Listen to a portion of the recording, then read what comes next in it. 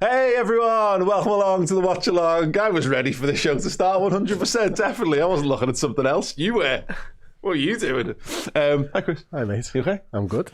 Excellent. We're looking resplendent in black and grey and gold. I'm a big fan. Steve's looking resplendent in red and black. Thank you so much to Adidas, who were very, very generous. Right, sound. Yeah, Liverpool are playing Fulham away. Which you've just found out. Which I no. I just remembered and found out are two very different things. I have very much been in the bleak depression of taking down Christmas deckies all day, so I haven't really thought about it. But here we are. What I do remember is us not being very good at Craven Cottage. In recent times, let's hope that changes significantly today. How are you feeling about life, football, the game? Life's good. Football's not great at the moment. I'm hoping for a more exciting game of football than the last one that we got to sit through on New Year's Day, which was a wonderful way to start the year, I felt. It was really bad, wasn't it? My words. I actually quite enjoyed the first half. Yeah. I did actually genuinely enjoy the first half, and it made me think about the conversation we'd had on the Watchalong the week before about like us not enjoying it when we were in the ground, and I wasn't at the game New Year's Day. So I watched it on the telly on my own, and I was quite enjoying it. We were in control of the game, but I tell you what, that second half, mate, my mind did some wandering. Drab. My word. If I'd not imposed a phone ban on myself during the footy, like that phone would have had its arse whooped in that second half. Do you being a fan of Liverpool right now would be better if everyone did that? Probably, yeah. I don't know. I've never really liked to look at Twitter when I'm watching the footy, because it's never something I've done in the ground. So when I watch it at home, I try not to do that as well. I enjoy it, or used to enjoy it, when I'm watching like Super Sunday and just getting involved in the general banter around the football clubs that aren't mine. But I can't do that anymore because my dad's taken to, like, when we have dinner, pausing it and we come back to it, so I'm always like 20 minutes behind, so I don't want to spoil games for myself. But yeah, anyway, also Twitter's just a fucking horrendous cesspit. Anyway, football. Stay. How are you feeling about life and football in general and stuff? Yeah, I'm great. I'm all right, mate. Yeah, it's fine. Listen, Where's the rest of you? Yeah, in terms of the Reds, just the with the Ahmed. At the stages of grief, I'm kind of at acceptance now. And, I've accepted the title. Obviously, the title's gone, and this season is now a chase for third or fourth.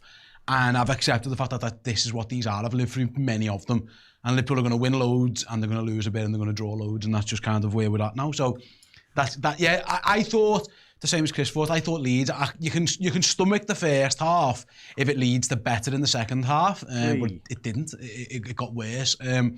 The manager and the players are all clearly lacking a bit of confidence. He's lacking confidence in their ability to keep clean sheets. They're lacking the confidence in themselves to play risky passes. A few of them look knackered. It was all a little bit just drab. But yeah, listen, mate, life's good, isn't it? New Year and all that kind of stuff. Celebrating. I had a wonderful trip to an aquarium yesterday, which was great for me to his birthday. So. Yeah, I mean, you can't complain, can you? Like I say, that's where. Well, there's where you've gone wrong, Steve. Okay, you can't complain. You can, of course, you can complain. I'm just not that type of person, mate.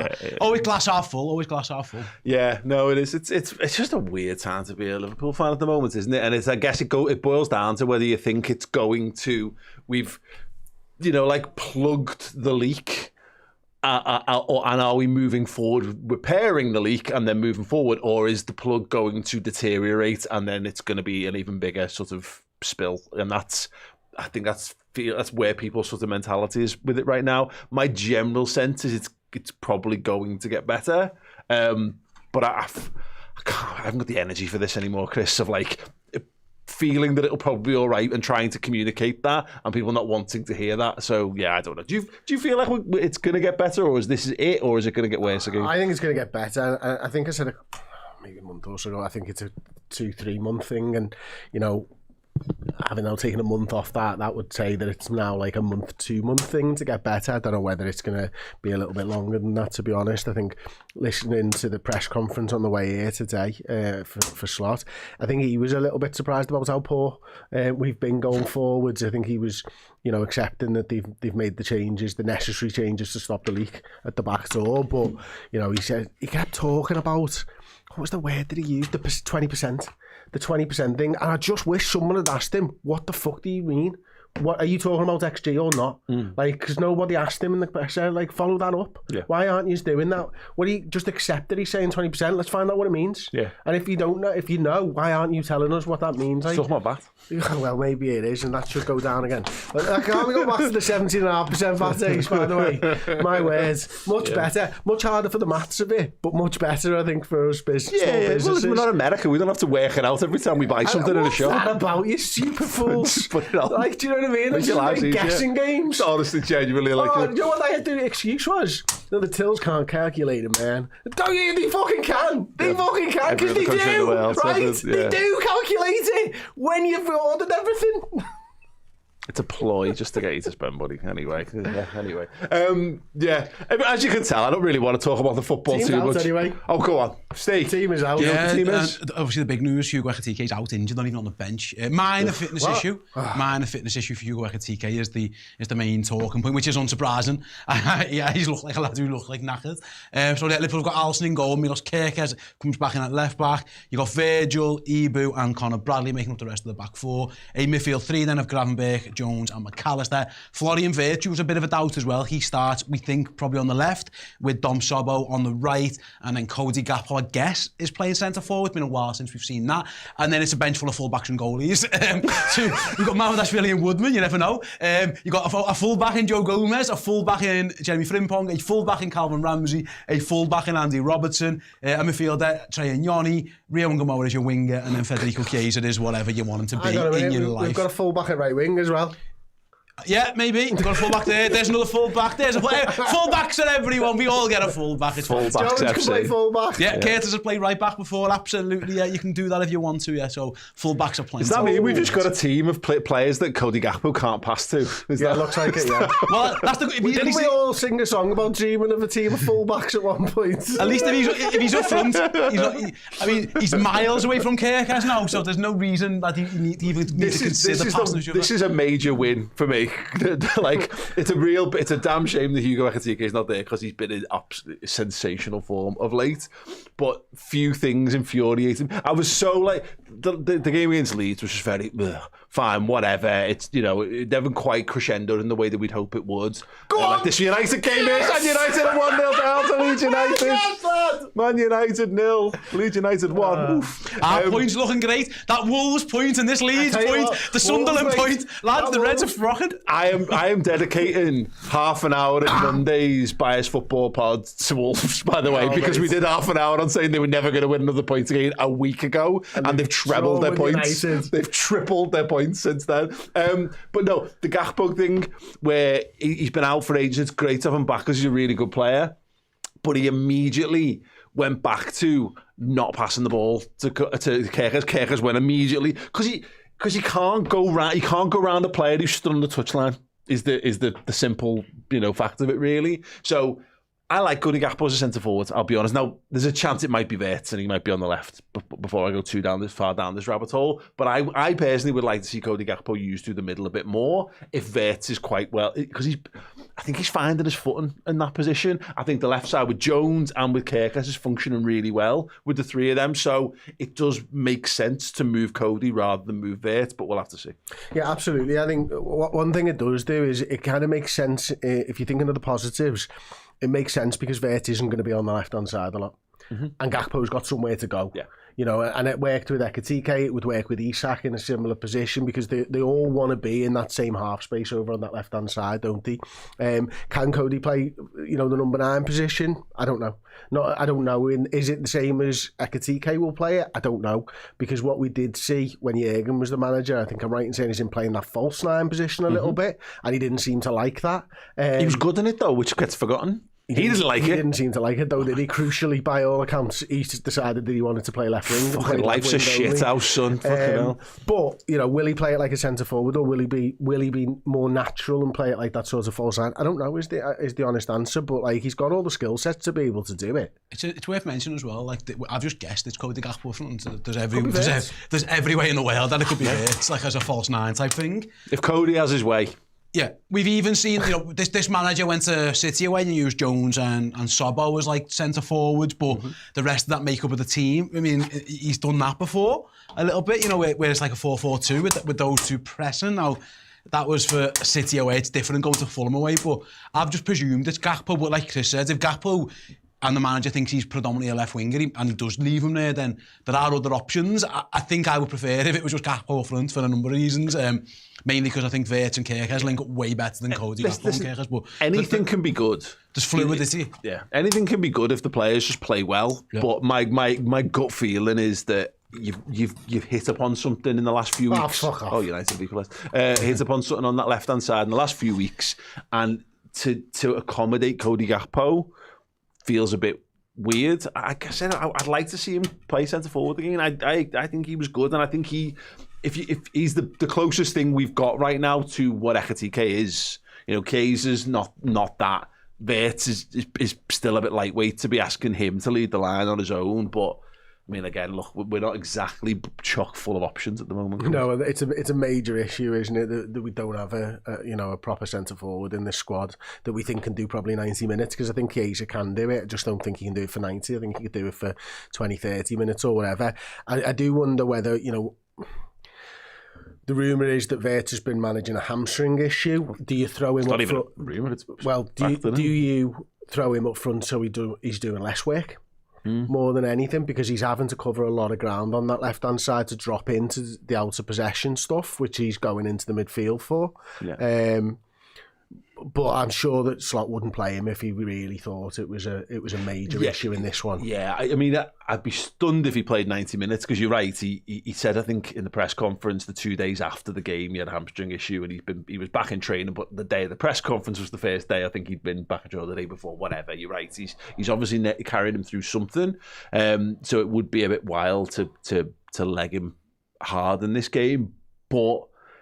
I mean, what's the point of having Rio and Gamoa if you can't use them? Well, yeah. I don't know, he looked really good when he came on, to be honest with you, didn't he? I wouldn't mind seeing a little bit more Rio between now and the end of the season, and more than just 10 minutes at the end of games when you're trying desperately to get something. I mean, again, that substitution didn't make sense to me, to then throw, Rio on and Cody Gakpo and basically ask them to stand on each other's toes and dance. It was like Luke and Yoda in Dagobah. It was insane. I just think at the minute, and I know, because listen, everyone's getting a bit of stick on the man. Like, Liverpool are hamstrung with the injury situation, the suspension, obviously, rather AFCON now as well.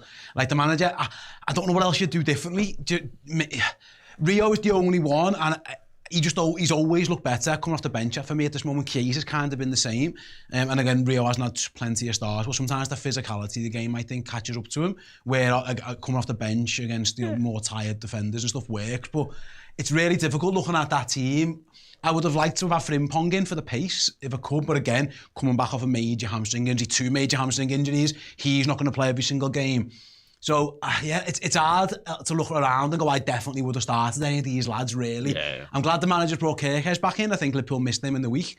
I think the manager got that one wrong. He's been getting better and better, Kerkez. I think the manager got that one wrong. I think it should have been Kerkez in midweek, and I think it should have been Robertson today, having not done the Robbo thing, then he's had to go back to it today, which I kind of get. But yeah, we are literally like, there's nothing else you can really go, I would definitely have put that in. It's only Rio and Gamoa, and that is a little bit of a, I don't know. Should we put that to the comments? Is there anything that you would have done significantly different here based on the options that we've got? Let us know that in the comments section. Because you're right, there's a couple of bits and pieces, but I this is a bit of my take with the final half an hour in the last game, Chris, was we took Jones and Wirtz off, who are the little bit of magic in that team, and brought on obviously Cody Gakpo, who's working his way back to fitness, and Kerkez technically would have added energy, but he doesn't dovetail particularly well with Cody.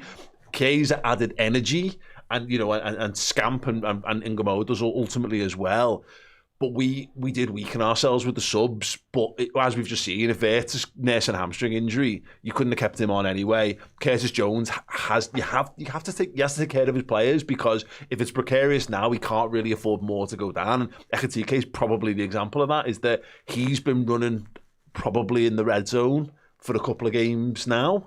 and he's out. So I'm appreciative of the issues that the manager is facing, whilst also trying to win us all over at the same time, having burnt a lot of trust with the poor form in the season. It's not a straightforward path. No, I don't think it is, and it's difficult, isn't it? You know, we don't see behind closed doors, so we don't know where anyone's up to and stuff. But you appreciate that.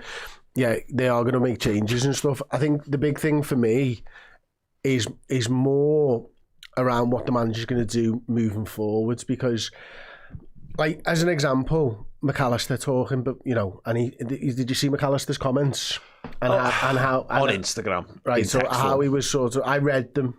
Not on Instagram, read them in an article on This Is Anfield instead. So there was a bit more context probably than on an Instagram post or whatever.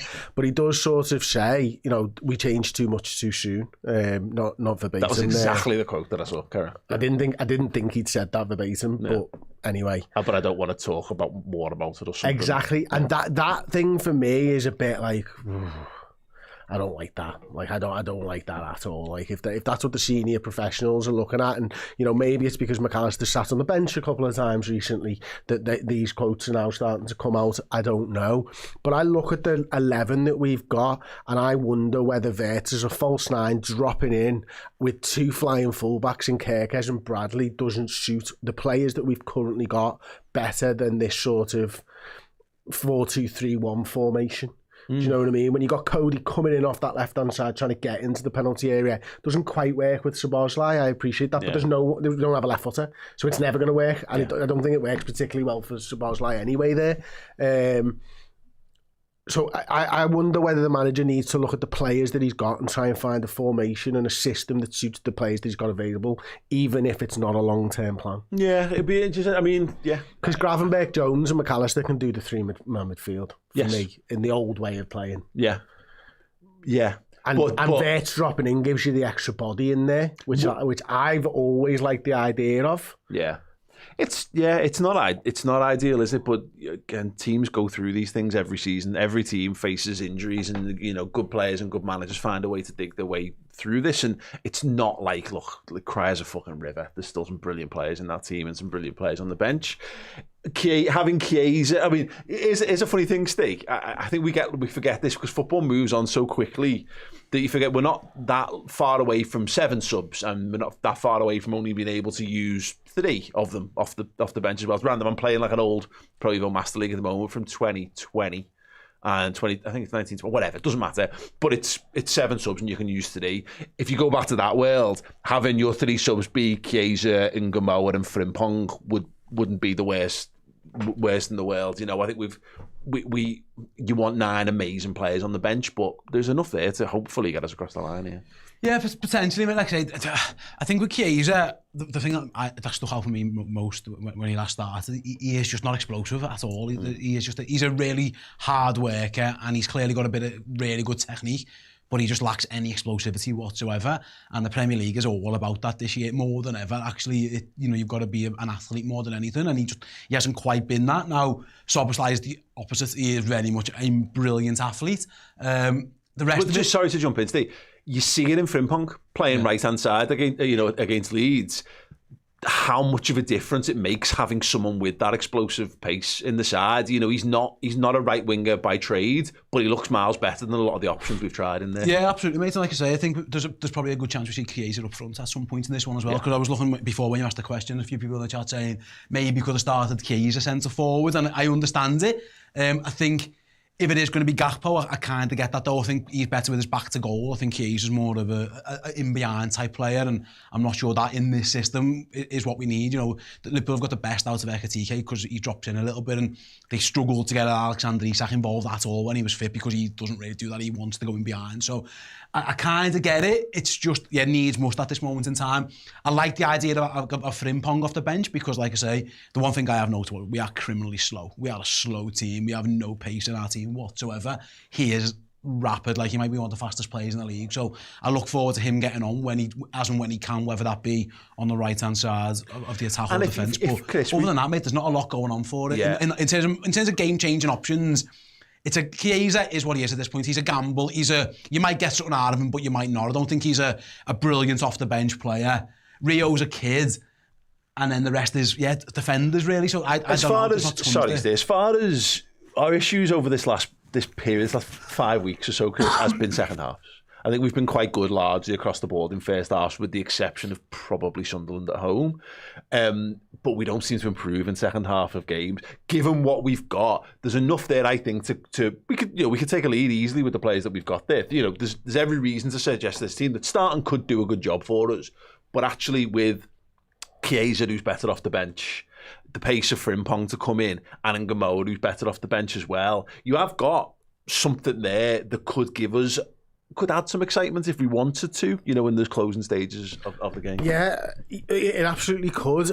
I think the difficulty for us here is that we need to get ahead, I think, to be able to sort of start to use those players. I think in Slot's mind, certainly anyway, or we are absolutely fighting because it's 0-0 with 10 minutes to go. They're the sort of two extremes that he seems to be wanting to use those attacking players in, doesn't he? So it's a difficult one, really, because I look at that and think how poor Liverpool have kind of been at breaking teams down, and I don't look at that side today and think this is going to be better than what it was at the weekend, because the players are all different, because they're enforced changes. Yeah. It's a weaker side.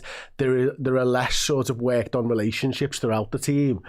I just find it difficult to look at that and think we're going to be really good today and it's all going to click into place. I think it is going to be a bit of the manager spinning wheels towards the end of the game, or a moment of magic from something, a set piece, a good finish from distance, something like that, because we're really, really good between the boxes, and we're not very good at either in both boxes, and that's Liverpool's problem this season, isn't it, in a nutshell? Yeah, I think the thing that's worth considering as well, I know it's not something to hang your hat on expressly, but the beauty of football is you can have a game where you can have better players on the pitch sometimes, and it's not quite working. Cody Gakpo's more than capable of. I mean, look, he was centre forward when we battered United at Anfield. He had the game of his Liverpool career in that one. He has got the ability to do something in this match and win it for us from that position as well. Again, we were all writing off Wolves as never coming close to getting to not being the worst Premier League football team a week ago, and if they have another week like they've just had, they'll be within touching distance of getting out of that kind of thing. It's, footy's mad and things can happen. Super chats before I throw back to Steve. Alison Hawks is not sure whether Cody starts centrally, though I'm sure Kirk has hopes so. I just want to see us play without being timid, especially against a side that plays good football. Come on, you Reds. Yeah, and I think we all want that, don't we, Steve? It's just that thing of, is this the time? Is this the game where it's all going to be shackleless? When, as Chris rightly points out, it's a weaker side than the one that played, a technically weaker team at home a few days ago. It would be a surprise to see this team be better than what we've seen in recent weeks. Yeah, absolutely. It feels like again another slog, and I was having this. Just a few thoughts in my head then when I was when you said that question. I don't know. Is anyone playing amazing free-flowing football at the moment in the Premier League? Like I watched a bit of Arsenal yesterday and a little bit, but not brilliantly. This is the time of season where it just is a bit of a slog sometimes. Arsenal have scored 10 more goals than us. Oh, listen, just by the way, the side that can't play free-flowing attacking football. They score loads of set pieces. I know, but it's mad, isn't it? When you think about it, this is the worst goal scoring start to a season for Liverpool for years. Yeah. This amount of goals. So you're saying it's 10's loads or 10's not loads? Is that what you're saying? 10's loads considering Arsenal, because I think Manchester City are the closest to a free flowing football side. Yes, yeah. I think they are. But we're miles away from that. We're not anywhere close to it, is what my point is, rather than what anybody else is. Yeah. We're not even we're bang average. Yeah, at scoring but goals. We're 100% a team that looks like it's going to finish fourth in the Premier League. Man United have scored 4 more goals than us. No, actually, again, the point kind of is, I don't know, I don't think at this stage of the season you're going to get free flowing football even from the best teams. So to expect it from a Liverpool side, low on confidence, full of injuries, and like I say, with more questions than answers. Like you said, it would be a massive surprise. We are just at this moment in time, we're going through this, and it's going to be a bit of a slog, mate. And it feels like the only way to change that, you get players back and the mood changes. You go and do something in the market, which at this stage doesn't seem like that's front and centre of Liverpool's mind. So we're in for a chasing fourth season. Can you try and sneak a cup? Can you try and win something there as well? I don't expect Liverpool to just automatically flick a switch. Now, they're 8 games unbeaten, and that run that could go to 9-10. Depending on how the next 2 games go. Obviously, tougher ways now. But I don't think Liverpool are going to just batter someone 6-0 out of nowhere, you know what I mean? Especially away from home, it just doesn't feel like that's the case. We are just going through it. The thing about going back to Hawks' super chat and Gakpo, really, he's the only player in this team who I think's got a goal in him, like regularly. You know, without Ekitike, you know, we were saying on the build-up show the other day, the reason you might bring Gakpo back in, now obviously the injury kind of forced the manager's hand a little bit, is we don't have too many brilliant goal scorers. How many lads here on that 11 today are going to score more than double-digit goals this season? He's the only one who you'd give any shout to at this moment. Ekitike and Isak and Salah were the other ones, and they're not here. So that's the reason I think Gakpo's important, and that his numbers are good. His overall performances have been up and down, to say the least, but the numbers have been good. So you rely on him today to try and score a goal. And it's worth mentioning he's not been in amazing form. He's just back from his own injury layoff. There aren't too many goals in this Liverpool side. So for me to sit here and go, can Liverpool just go full pels, press, 5-0, batter? It's just not going to happen. Like, they're just not built for that at this moment in time. But it might happen. But you never know. What if it does? But what it's if it very does? unlikely to happen, but it might. But what if it does? But what they need to do, and they have actually shown signs of doing this more recently, keep the back door shut. Like, you know what I mean? Like, just don't give away silly chances, silly goals. If someone scores a really good goal against you, sound like that is what it is, you know what I mean? Like, you can't do too much about it. No silly mistakes, no silly errors, and then build off that. This is going to be a game I would guess that's going to be decided by the odd goal. So to be fair to these lads, they did it against Leeds. Can they do it again today? We'll find out. Tyron6105 says 5 midfielders and an attacker that has only one move that he's not even that good at. Yeah, long day, lads. Gakpo's not the level of player Slot thinks. I need to be careful with this, right? I think Cody Gakpo is a terrific footballer, but as a left-hand sided midfielder, when we're trying to have a flying fullback, it winds me, the way he plays winds me up to high heaven. That's why, again, I just hope he flourishes. I hope we play him central, and I hope he flourishes, because I know, and it literally goes back to I interviewed him a year or so ago, and even in that he was talking about, no, I'm a left-hand sided player. It's like, no, you'll go where the manager chooses. Now the manager has been choosing to play him there, and that's why it's interesting to see whether he chooses to continue to do him in that or chooses to do something different. But the thing for me on this, Chris, that's all fine and good. 5 midfielders. We need more from the midfielders. I saw Declan Rice score 2 goals for Arsenal last night. You know, and not because he was grabbing the game by the scruff of the neck and charging through midfield and delivering a barnstormer into the top bin, because he had some nice build-up play and he arrived in the box and took a couple away. There's no reason why Alexis McAllister can't do that. He does that. I mean, normally it's like him getting inside the penalty spot and heading one in. Do that. Fine. Yeah, he's great at that. But like, Szoboszlai needs to get in the box and try and score. You know, Curtis Jones can do that. Gravenberch's actually been doing that more this season. Scored one of the goals against Fulham in the past, hasn't he? You know, remember that? Was it half volley for about 35 yards at Anfield, I think, was McAllister. Maybe Szoboszlai scored one goal against Fulham in that game as well, I think, didn't he? He done one away last year. We got beat in the end, but his first goal was excellent. And he scored in the 4-3, the absolute worldie from the car park. So, my point is, again, life's a shithouse. No Salah, no Isak, no Ekitike.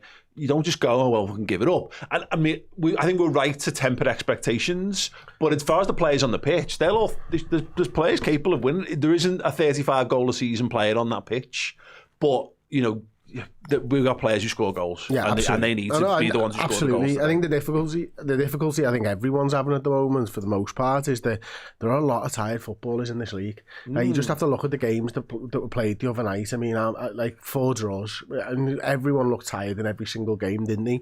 Everybody's in the same boat at the moment. They're all dragging themselves through. This is our 2nd of 9 games in January. When the fuck did that become a thing?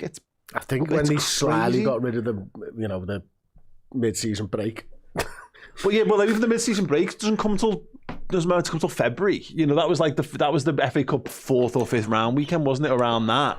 But again, we've had 2 Champions League fixtures. We're not even in the League Cup semi-final. Imagine if we were in that. It used to be a 2-legged affair. Yeah, still is. Yeah, but that's not split across months like it was last year. But like, I really thought, oh well, this will be a bit of an easier ride now. And no, it's mad. And this is what we're managing. Yeah, we had Christmas. Christmas was relatively easy, and Liverpool got through. Listen, and one of the reasons, again, teams looking a bit now, the AFCON is happening. You know, Fulham are impacted by it today. You know, some of their better players, their most significant players aren't available. He's not playing because of that, isn't he? It won't be Bassey. Like, there's a few of them away. They've got injuries themselves. Bassey turns into They're fucking prime, every Brazilian great defender ever whenever he plays. So their team's impacted. I think I've just had a quick look at their team. Maybe they're playing 5 at the back, which again has been a problem for Liverpool. So I think a combination of injuries, AFCON, that Club World Cup has saw a couple of Chelsea lads off, it's saw a couple of City lads off. That's why I think Arsenal at this moment in time big favourites, because relatively, although they've dealt with injuries and they've had injuries, their squad's amazing. Like I looked at their bench yesterday, it's fantastic. They've got the depth at this moment, and defensively is where they've had their injuries. They're fine there because they've got 74 centre halves. You know, we're blessed with full backs. Arsenal are blessed with centre backs. It is going to be a slog. This game is always tough. You know, Fulham under Marco Silva will always give us a game. Both teams probably just around. Just average really. They've been very average. Liverpool have been very average.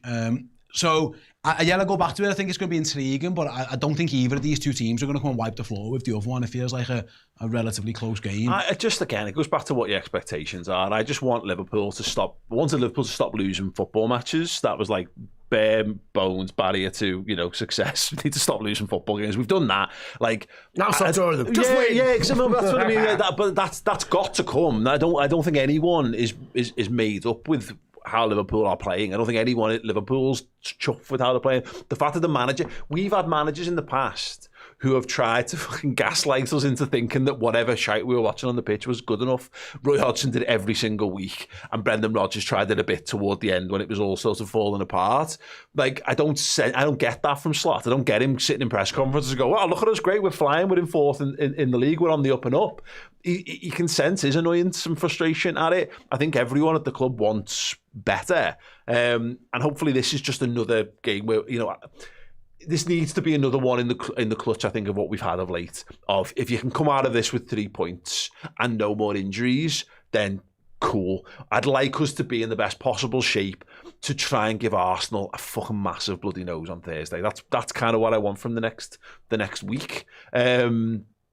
Because I'm not saying, not because it will get us back in the title race or anything, but it will do everyone's confidence the world of good if we can somehow come out and be, between 4 and 6 points from the next 2 games would be, dreamland for me in this, which is mad because it should be a given.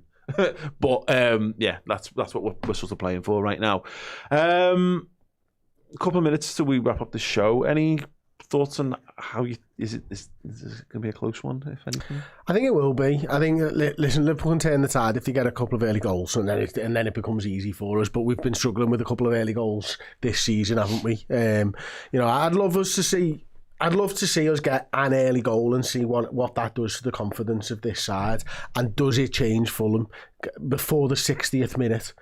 Can we do something that changes what the opposition's plan is before they decide that they're changing the plan? Because we haven't done enough of that, have we? We've just let teams almost play the way they've wanted to play. Those sort of couple of minutes the other week when we scored within about 2 minutes of each other in the first half was fantastic, wasn't it? Can we turn a game like that again? You know what I mean? Something where we do that, excite everybody, get everyone up. Can we just stop putting just moments together and put 15-minute spells together? Yeah. Can we change those moments into spells? I would just like us to end the game of football on top. That's the next stage. Like, okay, if you can't play well for 90. No. I mean, we're playing better in first halves. We're still playing largely either terrible or boring in second halves. Make the last 15 something. Yeah. And hopefully not in a way where we're desperately chasing, points. Like in a way where you 2-0 up or you're 1-0 up, and actually in the final 15 minutes you score the goal that puts it to bed, because we haven't done that I can't even remember the last time I felt like we were doing that. Then once you can do that, then you can backfill. You can backfill the half an hour that leads up to that. Yeah. But yeah, just finish a game strongly. And I look again. In terms of his selection, with what he's got available to him, I think we can do that from the bench. But the mission for the 60 minutes, that 11 there has got to play 60 minutes, and it's got to not be in a fucking losing or drawing position for that to happen. So we'll see. Right, short break from Chris and I. Steve will be with you very, very shortly after we get some of Arne Slot's press conference, and then so if you want some chat with Steve, then stick around and use the comment section to relieve yourself of any thoughts you have on Liverpool Football Club. And we'll be back for kick-off for the Watchalong in a bit. Bye. On it, obviously it's midway through the season now. I just wonder how you assess exactly where you're at the moment, and what realistically you feel you can still achieve this season.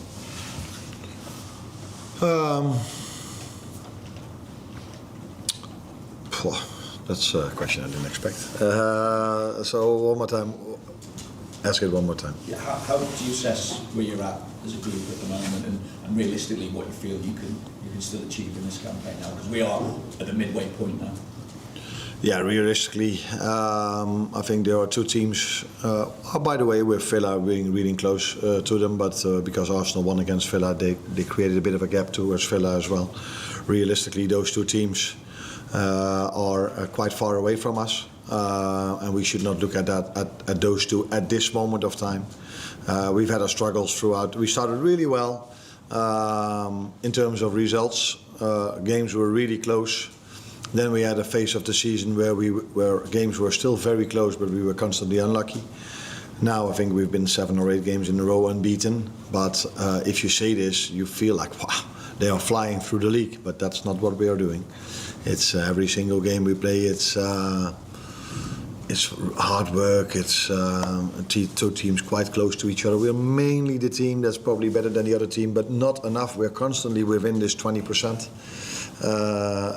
Difference, and if you are inside this 20% difference, then going to the floor or not means a lot for the results. And I will keep pushing, and the players will keep pushing to get to a situation where we are more than that 20%. We can make the difference bigger, and then hopefully we are finding a moment where we can fly through the season. But for the first 19 games, it has been a constant battle, close to each other.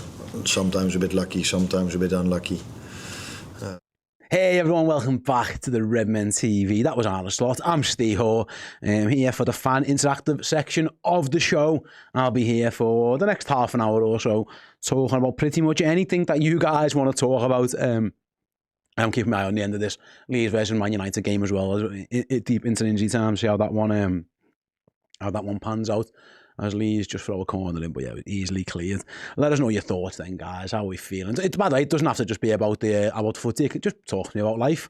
What I've been up to in New Year's. I went to an aquarium yesterday, which was fantastic. Shout out to the Blue Planet. It was expensive, but it was a nice day for my daughter. What my daughter chose for the birthday. So things are all right. Things are going okay. But yeah, I'd love to know how you guys are feeling and how we're doing as well. Obviously reading the chat now, it isn't exactly the most upbeat chat in the world, which I kind of get, but yeah, feel free to get involved. Let me know your thoughts on all things Liverpool and just life. Any questions, comments, whatever you want to speak about, we can just do it. Carl says, pre-match with Steve, you can't ask for more. Well, thanks very much, mate. That's very kind of you. Hopefully we can have a good conversation, you and I and everyone else involved. Mohammed says, do you feel like the club does any business in the winter window? My guess was no. Based upon, I think they want Mark Gay and he's not going to be available, and I don't think they're going to go for anyone else. Given, I said he did bring a lot of players in the summer, and I just don't think that they're going to just go and do the same thing again in this window. So my guess was no. I think they should, but no, I don't think they will, if I'm honest with you, mate. Josh says, Steve, do you watch the NFL, and if so, which team do you support? I do watch the NFL, and I support the Green Bay Packers, which again, a bit like Liverpool, really, a bit of a fine season, a bit underwhelming, loads of injuries. They're going to play in the playoffs and they're probably going to get beat in the first round. So yeah, I do watch the NFL. I've been watching it for plenty of time. I'm just watching this Leeds attack, by the way, right towards the end of the game. Are they going to be able to do not? No, shite. Football Man ZHK says, Steve, honestly, where do you think we'll finish? I think third. Am I being too optimistic? I don't think you're being too optimistic with third, to be honest with you, mate. I think fourth. I think that gap to Villa is quite big, but I think they're probably going to finish fourth. Now, the aim for me is, can they get themselves a trophy as well? I mean, Champions League, FA Cup is still there. It feels unlikely, doesn't it? To say the least, it feels unlikely, but you never know. But my guess is fourth. I think that's the aim, and I think they probably will get there, and then regroup from there at the end. I really wish... I really wish that wasn't the case, and I wanted Liverpool to defend the title, and I thought they had every chance of doing so. But yeah, it doesn't feel like that's going to be the case at this moment in time, unfortunately. I'm still watching this game, by the way, because Leeds are still on the attack. although they just blam one over the bar. So that looks like that's going to be the end of that one. And another draw for Leeds. Let's see. Eli, is it? Or Ellie? Sorry, Corey Wright says, I know we have some injuries and absences, but I just found the summer window indefensible in how thin they left the squad. You say that, mate, right? But like, it's not just some injuries and absence, it's loads of them. Like, how many players really can you have? 20 to 25 is about right. So if you lose loads of them, now I think the defence one was the issue. And obviously the Mark Gahey situation is what kind of is the end result. That was the end result, really, of the Mark Gahey situation, because there. But Liverpool have loads of other options in attack, and they're just, again, too many of them are out or injured or whatever. So maybe one. I think they're a defender short. They got loads of midfielders. They got loads of forwards. But you take out Ekatike, you take out Isak, you take out Salah. How many more can you have? You know what I mean? That's Liverpool's greatest ever player, in my opinion, and they're two. Signings worth for £200 million. So I don't think it's a numbers thing. Over there at the back, I think they did leave themselves one defender short. So yeah, that's where I'm at with it. Right, let's see who else we have in the chat. Ashley says, I know you like your cricket. Have you been watching any of the Ashes, and what's your thoughts on Bazball? Yes. I did watch a fair bit of the cricket, or at least caught up on the highlights the days after. What are my thoughts on it? It's fine. They're a bit like Liverpool, England at the moment. They're not the best, they're not the worst. They're just in the middle. I think they're right. I like teams who are aggressive. Maybe just need to tone it down a little bit at times. DB says you got loads of forwards. Are you mad? The squad does have loads of forward options. I don't know how anyone can say they don't. 3 of them aren't here today, and they've still got Wirtz, Gakpo, Szoboszlai, Chiesa, Rio. Like, that's 7, 8 options they've got there already. How many more do you want? I don't know. I might be wrong on that, but I don't know how many more you're meant to carry, to be honest with you. The issue with Liverpool at the moment is too many of what you would call their banker players are not playing well, and that's been a problem. So yeah, ish on that one. Right, let's see who else we have got in here. Steve, with the FA Cup coming up, should we go for it to get some silverware, or bin it to concentrate on getting the best league position? I think the first round this Monday you have to rotate them, because too many lads have played too many minutes. So I don't know. I think you just take each game on a game by game basis, rather than you just go from there. I don't think Liverpool are going to play Barnsley at home on Monday, having gone through this run that they're going to go on, having just been to the Etihad with games ahead, and put their best 11 out. But I'm always happy. Listen, I think that you've got to do what's best for the team and play and see how everyone's fit and available, and then you kind of go from there. Let's see. Who else is we have got? Who else do we have in this chat? Let's see. Do you think there's a possibility they will agree to end this season respectfully and that Slot is an interim coach? No, I don't think Liverpool have got any thoughts on sacking Arne Slot. I think if they were ever going to sack Arne Slot, they'd have sacked him after PSV. So no, I don't think that's the case at all. I think they're backing him. And I think they will continue to back him. I just don't think that. So they didn't sack him. I think Liverpool lost 9 of 12 or something crazy. That PSV game was horrendous. Forest. I think if they were ever going to do it, they'd have done it then. And clearly the messaging was that they weren't going to do it. Since then, they're unbeaten in 8. And again, not great performances. Some of those have been poor results, don't get me wrong. But if they didn't do it then no, I don't think they were ever going to do it now, to be honest with you, pal. So no. What country are you going to go to? No, the game's on. Isn't the game on Sky in the UK? I think I'm right in saying. So I don't think we've had to go abroad for this one. I think we're good. Kishamita, thank you very much, says, why is Ekatike out of the team? It was described as a minor fitness issue is what it's been described as, a minor fitness issue. So that's why he isn't in the team. Right. If Alonso becomes available, do you not think they may move for him? No, I don't. Are we sure? Is Xabi Alonso defo a better manager, by the way? I don't know. Like, is he? I don't know. He might be, but I don't think so. In terms of, I don't think they would. With Brendan, I think they binned Brendan eventually. It was going sour, don't get me wrong. It had gone stale. And Klopp and Ancelotti were both available. I don't think you put Xabi Alonso in that tier of manager that you go, you have to go and make that change. There aren't actually too many of those about. So no, I don't think that's the issue. So no, I don't think that's the problem. Right, who else do we have? All about Nat says, what happened to finding Istanbul? More, basically life shit on my end. Might revisit in the future. Can't say much more than that, but maybe down the line that. Because something obviously raising money for charity, something I was keen to do, but yeah, shit happened basically. Ryan LFC says, I'm not feeling too confident today. Listen, unfortunately, like, it's hard to feel confident about Liverpool. It's hard to, at this moment in time, to feel confident about Liverpool because they're not playing particularly well. Yeah, actually, your point. It's hard to feel, again, I'm with you, mate. They're not playing well enough to where you're confident. So no, I don't think anyone would sit here and go, right, you should feel confident, because I agree. Iron Mike says, okay, so you don't think FSG will bin Slot, but do you personally think he should go? My stance on the manager, right?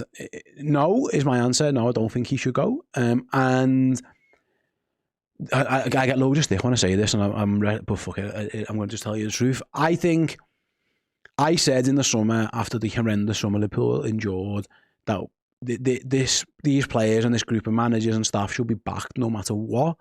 And that you've got to just get behind them and support them. So if I change my mind on that now, I'll be a hypocrite. There's every chance, like I say, there's every chance that this season could have happened if not for the tragedy of the summer. Don't get me wrong, it might have, and the conversation might have been different, and would have been maybe been a bit different. But I think that was my suggestion at the time. So for me to go and change my mind on that now and go back on my word and say something different, I'd feel a bit critical. I think he's a good manager still. I know people disagree. That's absolutely fine. I would say get to the end of the season, give him another summer, get the squad sorted. There'll be some more incoming, some more outgoings, and then I think I would. So no is my honest answer. Now listen, if a world class manager become available, and it was like, right, I want to manage Liverpool, like what happened with Jurgen Klopp and like what happened with, at the time, maybe Carlo Ancelotti, then maybe that's a different conversation. But my idea is no. I think we back them all and we support them all, and then we go from there. But there are definitely issues with Liverpool at this moment in time, don't get me wrong. But no, I'm okay with it. In terms of sticking out for now, and then getting to the summer, and then we go again. Because I would like to. I think he's a good manager. I do, and I think at this moment in time, I think the squad issues have bit more than we maybe thought they would. Too much change at once. I think Alexis McAllister kind of alluded to that. And I think if Liverpool had their way again, I think maybe they would try better to keep Luis Diaz and maybe try and keep things a bit more stable than what he did. But no, it's hindsight's 2020, isn't it? But no, I don't think so. Right, let's see who else we have in the chat. Sorry, I went for loads of comments came through there as I was waffling on. Craven says, has there ever been a 3 p.m. Sunday? Yeah, these 3 p.m. Sundays are mad, aren't they? Usually get these sometimes when the Europa League stuff on. So yeah, we were taken aback by it as well. I had to kind of make sure this morning. Are we sure it's 3 o'clock? And yeah, it is. But yeah, it is a strange kick-off time for a Sunday, you're right. Right, let's see what else we've got going on. Let's see who else we have. Like Eric says here, if Liverpool finish 5th or worse, he should leave if a top manager like Enrique is available. Is he available? I don't know. That's kind of the point I made before, as well, is that I don't think there's any massive anyone out there really who I would go, yeah, he's a surefire, let's get him, it'll be fine. It wasn't that long ago Iriola, Glasner. I was like, are they better managers than Arne Slot? For me, no, I don't think they are. So that's kind of where I've been at with it. Some people disagree. That's just kind of but my thinking on it. Let's see who else we have got talking in the chat. Detective Halligan, nice name. Are you proud of the football Slot has this team playing? Last year, yes. This year, not so much. Like, I think it's very disrespectful to the manager to say he come in, played the exact same way as Jurgen Klopp with Jurgen's players and won the league, because that is just categorically not true. Like, Liverpool did change how they set up. They tweaked a lot of different roles. They were way less gung-ho. It was easier to swallow, excuse me, when you win. I'm going to just take a second. Excuse me. Apologies there. So, yeah, the issue you're going to have with this, when I praise Slot because he made Liverpool a bit more normal last year, but when you're so used to the high flying stuff, that when you're not winning with it, it's a bit like, fucking hell, that's dull. And I get it, because it kind of can be. So no, this year I don't think Liverpool are playing well enough. I still think the main issue is the defence. If I'm honest, I think it's more the defence than the forward line. I think this team, and I don't think the manager or any of them trust the defence enough to be so that they're a little bit too risk averse. I think the balance is pushed more that way a little bit. That's kind of how I'm with it. So last year there were, it was a change from Jurgen's system and style, but it wasn't like the biggest departure of all time. There were some similarities and some differences. This year, it feels a little bit like the season when we finished 5th under Jurgen. Was it 22-23? It feels a bit like that, where there's a couple of issues with the squads, a couple of lads just not playing well, a couple of defensive issues, and all of a sudden you're like, oh, you're kind of stuck between a rock and a hard place. So that's where it gets different, unfortunately, is that it's not, when you're not winning, the more controlled style, sometimes it can be fucking dull, and it can be. Sunderland at times was really dull. Second half against Leeds was really dull. And that's kind of where I'm at with this. So no, I think it can be better, and I think it should be better. Fingers crossed that improves at some point. Let's see. I'm an 80s baby. Nice one, so am I. Steve, would you consider Gerrard in the manager's role? I mean, no. Why? Well, I think Steven Gerrard's a better manager than Arne Slot. What it would do, the crowd would get a lift, of course. But I mean, if Arne Slot left, would it be Steven? And has he done enough, really, to say that he should be the Liverpool manager? He done well at Rangers, poorly at Aston Villa. I mean, I've got no idea how things went in Saudi Arabia. So, no, if he hadn't played for Liverpool in the past, that CV of manager wouldn't be the Liverpool manager. So I'd say no, if truth be told. I will crack on. I'd rather crack on with what we've got, to be honest with you.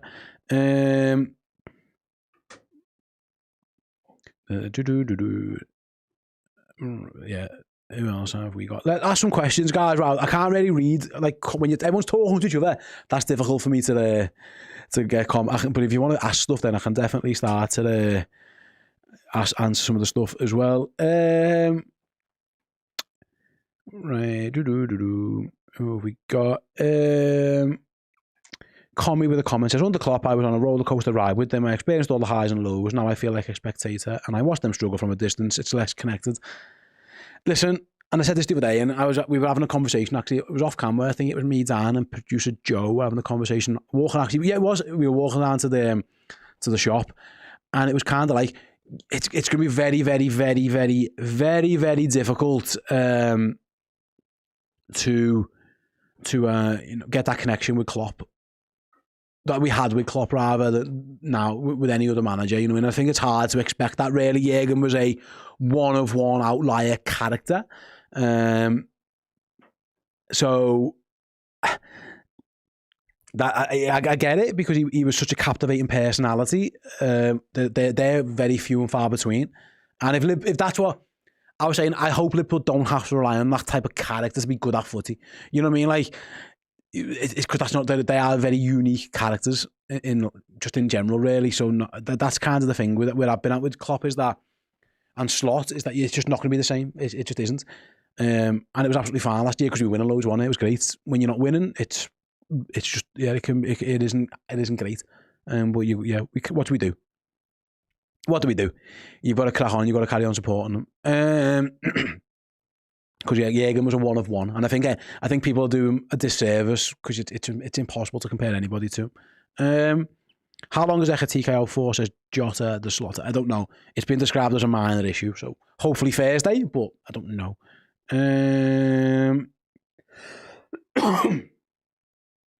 Lucas at Mundo. Are we going through a problem of poor change management in the squad by the manager? I mean, I don't know who's out. Is anyone out injured because they've overplayed too much? Isak isn't. Obviously, Leone isn't. Is Ekitike maybe? But I think we all thought he's in that red zone a bit. The manager tried his best to look after him.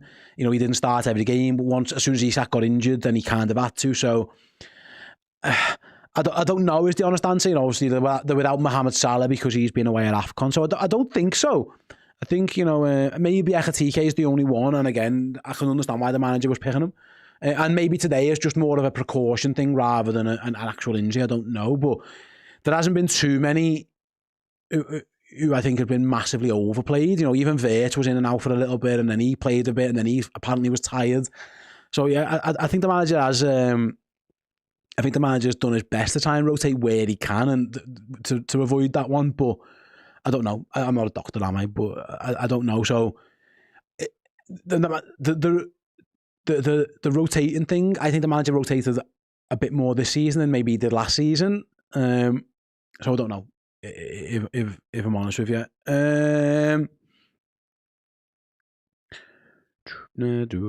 good question. Carl Bernard says, "Steve, you're having a Sunday roast. Are you eating beef or chicken? Chicken every time. Chicken every time." Dan says, "Steve, looking well. Thank you very much, Dan. That's because I've been eating loads of chicken and less of the red meat. Maybe, I don't know. Trying, pal. We're trying. New year and all that kind of stuff. A few stone down, a few more to go. Ryan said, I just want to see Rio play more. And I agree, Ryan. It would be nice. I think my thoughts on Gamoa have been, he hasn't looked great as a starter. He's been a very, very good sub. For a number of different reasons. Again, I think he lacks that physicality to play 90 minutes in the Premier League or even senior football, even in a couple of cup games he started. But I think as a change of pace off the bench, I think he's a fantastic option. For me, he's not a starter just yet. I don't think he's there. Now he might be, and he might get there in time, and I hope he does. I think he's a fabulous prospect. Like Arne Slot said the other day, I don't think any other 17-year-olds have played more minutes than him. But he's a good option off the bench. I don't know quite yet if he's the player to start too many games. He probably starts on Monday, doesn't he? I would guess in that Barnsley game next week. But yeah, I'm a big fan of him. He's got a careless abandon that you can have when you come on as a sub when you're chasing the game. You think, fuck it, let's just go and try it out. So I do like it. Fingers crossed he gets some more minutes down the line. But I don't think for me I'm starting him, to be honest with you.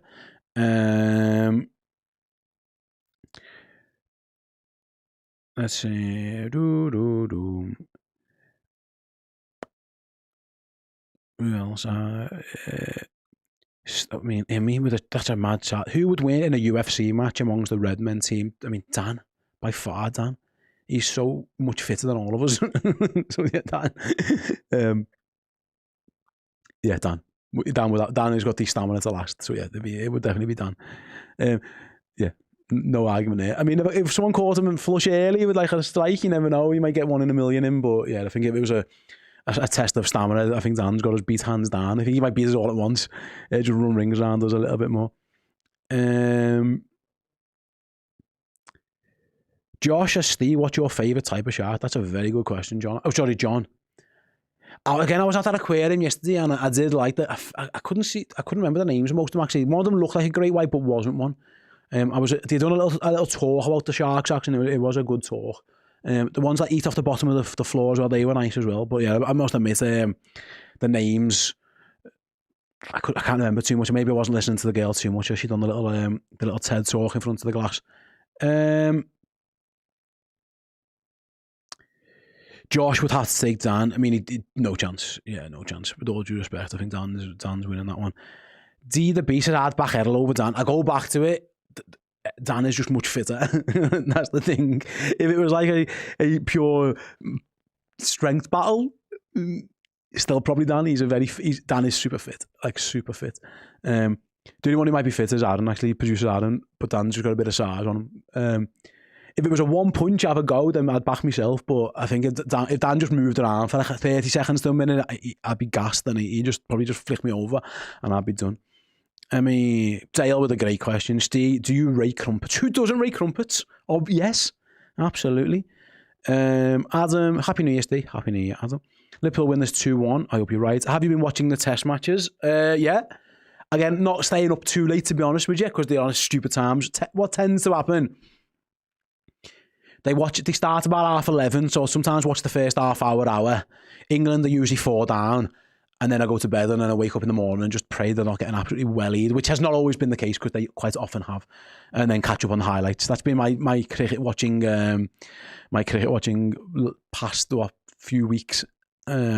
Swordfish, Sergeant Swordfish, nice name. Did you go to Blue Planet? Yes, that's exactly where I went yesterday. My daughter turned 8 on New Year's Day, and for her treat, she asked, can she go? She's animals obsessed, loves animals, loves all that kind of stuff. At first, she wanted to go to the zoo, and I was heavily against going to the zoo on the 3rd of January. I was adamant that I wasn't going to walk around the zoo on the 3rd of January and be really cold, so nudged her towards the indoor aquarium. And yeah, it was a bit pricey, don't get me wrong, but she enjoyed it. She's big into, like, at the minute, mad insects and lizards and stuff, and they have like that. They have that section in the aquarium, which is, I know it's an aquarium, but they have that other section as well with the snakes and that. So she was happy. D the B says, who's doing the watch along? That'll be Paul and Chris, and they'll be back with you in about 5 minutes. So that's who's on the watch along. Dale, you're not, crumpets are heavy. You're not wrong. Crumpets are good. Owen with a great question. Best condiment to put on a bacon sausage butty. He goes brown sauce. I go ketchup. Chris mocks me for how much I like ketchup because he says I eat like a child, but there's a reason it's popular, okay, because it's nice. Okay. Did you go to Blue Planet? Is this crazy expensive? I did, and yes, it is, King Yari. Absolutely, you're not wrong. Ashley Knight says, Steve, who do you think will win the Super Bowl? I think it'll be a team that's never been to a Super Bowl or one that has been but not won one. That's a lot, Ash. I think the Super Bowl is going to be New England versus the Rams, and I think the Rams will win. So they have both won one. So I disagree with you, Ash. But yes, that's kind of my guess. I hope it's the Green Bay Packers. I don't think they've got much luck, unfortunately. Bad of God said, I didn't know Scousers watch cricket, lads. Sound, oh yeah, and play. Dan and I both play cricket. Dan plays at a much higher level than me, but we both play. But yes, I do watch cricket quite a bit. Go to Lancashire quite often. My son plays as well. A little keeper batsman. There's loads of cricket in Liverpool, mate. There's a competition. Liverpool, Bootle, Wavertree, Sefton. There's tons of club teams and in Liverpool. I was raising money for Wavertree here as well. So yeah, there's loads of cricket happening in England, mate. Stay money permitting, what would be your ideal holiday destination? That's a good question, James. Good question. You know, I've never been to the Caribbean, so I'd probably like to give that a go. Maybe somewhere there, yeah, nice. I am very much, when I go on holiday, I am not like a sightseer. Goes and does all, I just go and sit on a beach. So that would, somewhere with a nice hot beach would be mine. Let's see. Does the Liverpool area have a county team? No, but Lancashire are close, so kind of the system from here feeds into like the Lancashire system. Steve is Neil from Sky NFL your friend? Yes, he is. Yes, actually is. He's a good friend. He's a good guy. Let's see who else we have got in the chat. Yeah, all the other cricket clubs that I forgot to mention. Yes, there's loads. Steve, what equipment do you use to shape your beard? I use a razor. What else could the people use? I know some people, you can get stencils, can't you? No, don't do that. No, just literally a razor. So, shave my head every 2 to 3 days, shave the head, and then shape the beard with the same razor. That's kind of how it goes. It's an electric trimmer one. So yeah, that's kind of how it goes. Yeah, so that's where I'm going to go. And that's why that one does that one. Right then, are you guys ready to come in? Yeah, there we go. I've had the nod. Thanks very much, everyone. That was an engaging half hour. Yeah, I will leave you with a clip from our build-up show, after which the gaffer and the other gaffer will be back. Grow up. As Fulham a season as Fulham are, they are right in the middle of the table. They've had ups, they've had downs. The manager's had some kick-offs. They've had a bit of bad luck. They've had injuries. Harry Wilson scored a few bangers.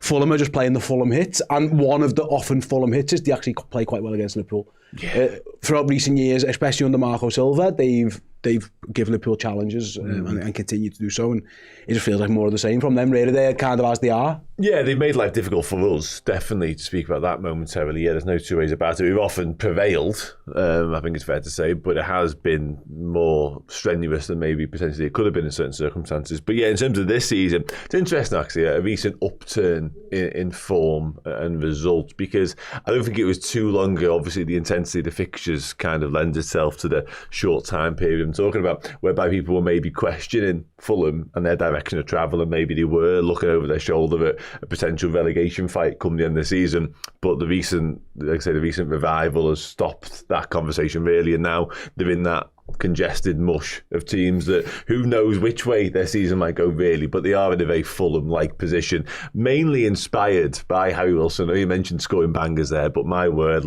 his form recently has been, short of Morgan Rogers, in around the best in the Premier League, and the quality of goals as well, not just the volume and the numbers, but yeah, his left foot is a real weapon.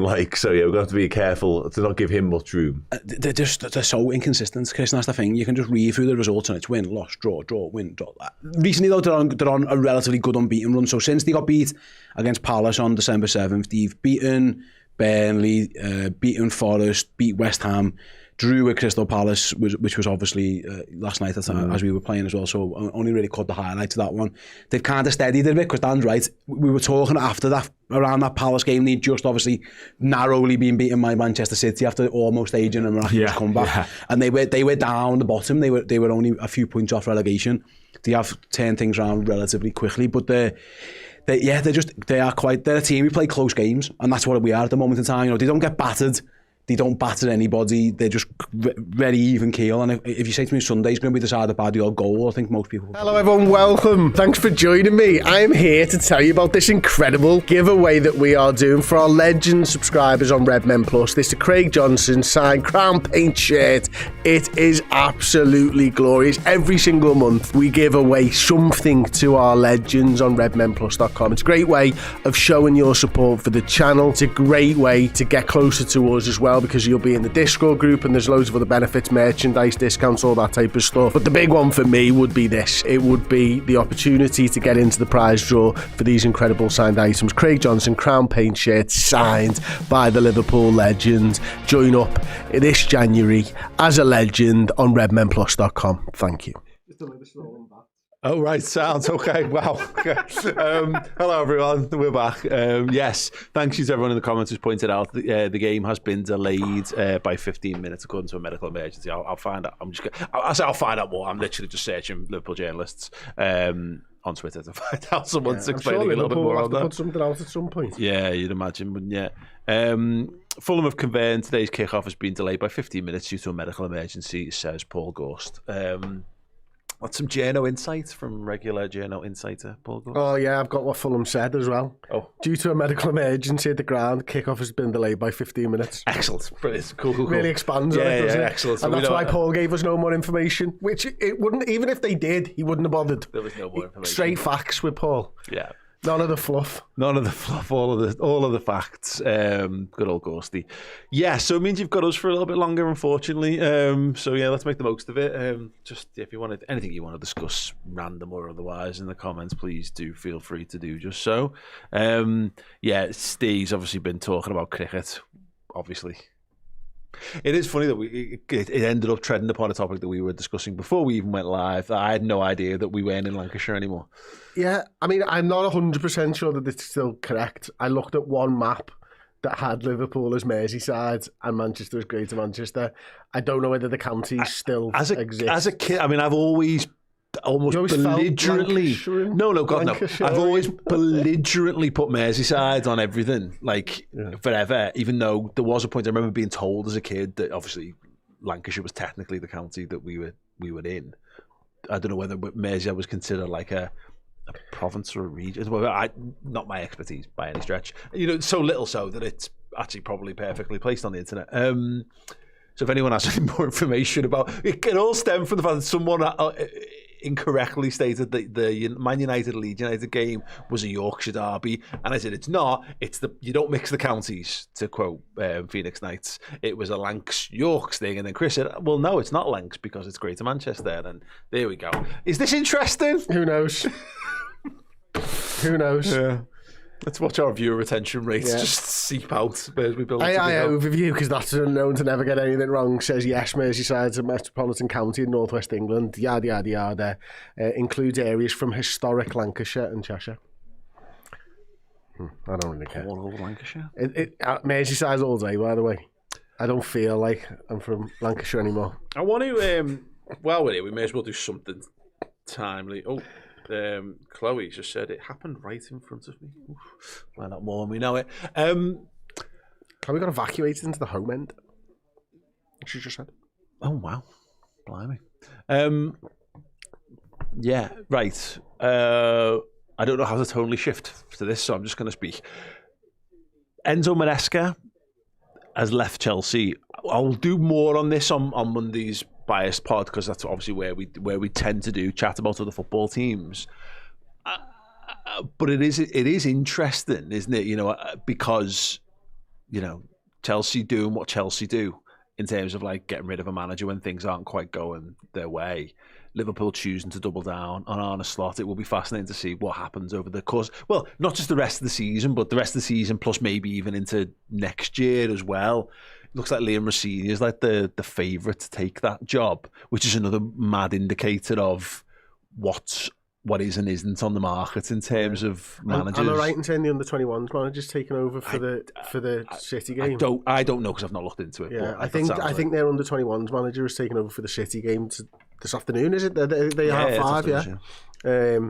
So that'll be an interesting one. I've no idea about the Liam Rossini stuff. I just think it's batshit crazy, to be honest. I think it's absolutely insane. The rumours are that Maresca has thrown his dummy out the pram because he's not been allowed to make his substitutions, which if he's employed as the head coach, then I totally understand that. I can get like not dealing... This is the sports science thing, right? It's I think it's a bit more than that. Right. I think it's Bowley getting involved, not sports science, is the rumours that I read online. I wouldn't say they were reputable sources. I couldn't tell you. It was on Twitter that I was reading stuff, but like Bowley getting involved in lineups and all this type of stuff, and clearly he's the head coach and he wasn't supposed to be getting involved in any of the signings and stuff, and I'm sure you're fine with that when you're a head coach and you're not a manager. But when people start to tell you who you can and can't have in your squad and what you can and can't do in terms of substitutions, then there draws a point where you just go, what am I here for? Yeah. And then you're undermining me. And this isn't the job that I signed up for, and that's probably a reason that he'll have walked. But then we don't even know whether he actually was walked or bulleted or anything, do we?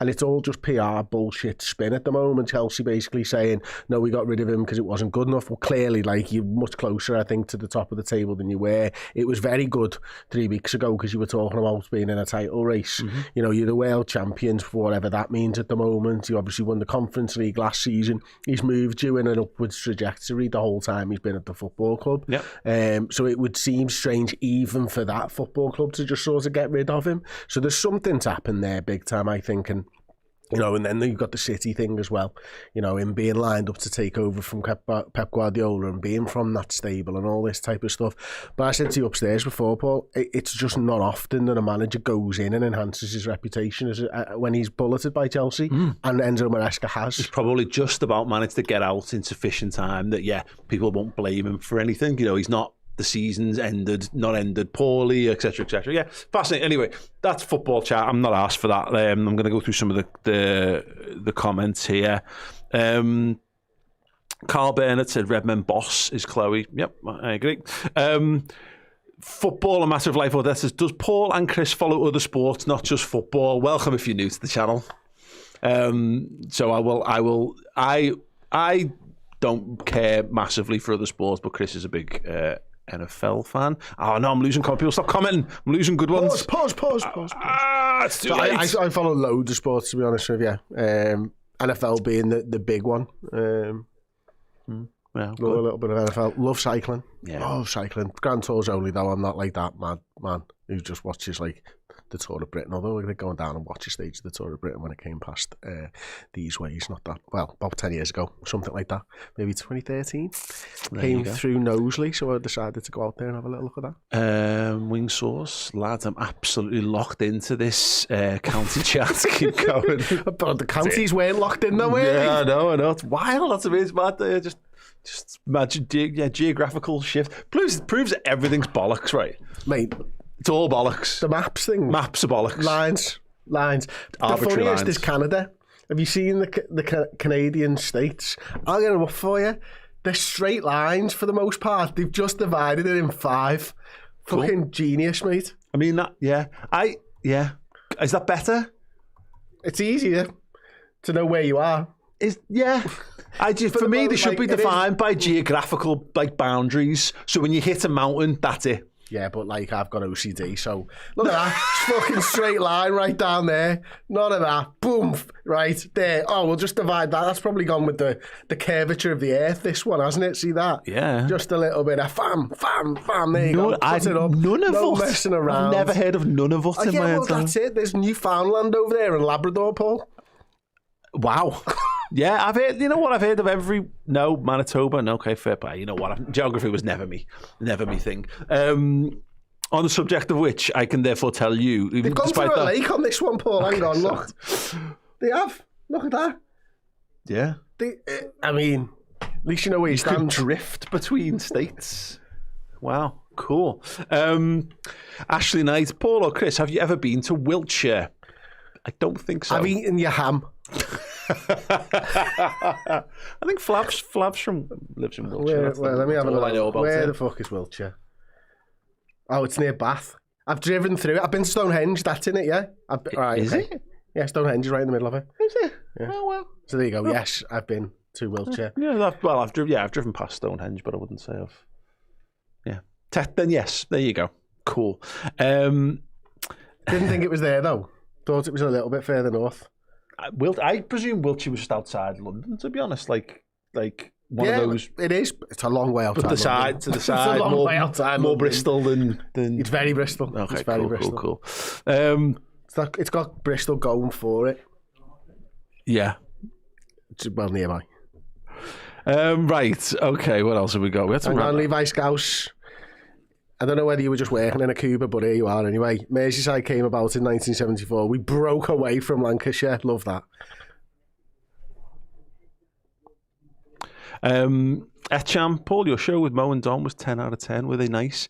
Yeah, that. So I wasn't sure if that video would ever see the light of day. I think it's on the Liverpool YouTube channel now, the player portraits one. Yeah, I'm amazed that that's got out given all of Salah's issues, but they were sound. Yeah, they were really sound. The kids were the absolute star of the show on that, though. They were brilliant. They made the whole experience. That was filmed after we got battered by PSV, so I'm stunned that ended up being anything, that show, to be perfectly honest. So yeah, because they weren't in the best moods when they walked into the room. Go on, what have you got? I don't know whether I can get this up for you, right, because I don't know whether mine's working. Where's that just disappeared from? No, it's not come up, but can you find us Festus Williams 6554? He says, curvature of the earth It's geodesics, you Philistine, but he spelled geodesics wrong, and that's enough for me to bring it up. Perfect. That's Thanks, mate. peak internet. You Philistine, and I'm a Philistine as well. Thank you very Takes much. one to know one. and then Hailstorm said, Canada has provinces, not states. No one's asked. Yeah, at least one of them sounds like a mad postmodern sex move, so it's fine. Several games have kicked off already. Obviously, it's 3:00. We should have kicked off. There is a 15-minute delay to kick off. So yeah, we'll wait and see what happens with that.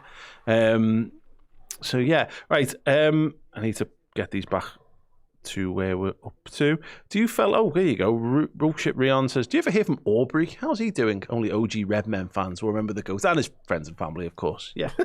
You'd hope. Yeah. I was chatting to him this morning on WhatsApp.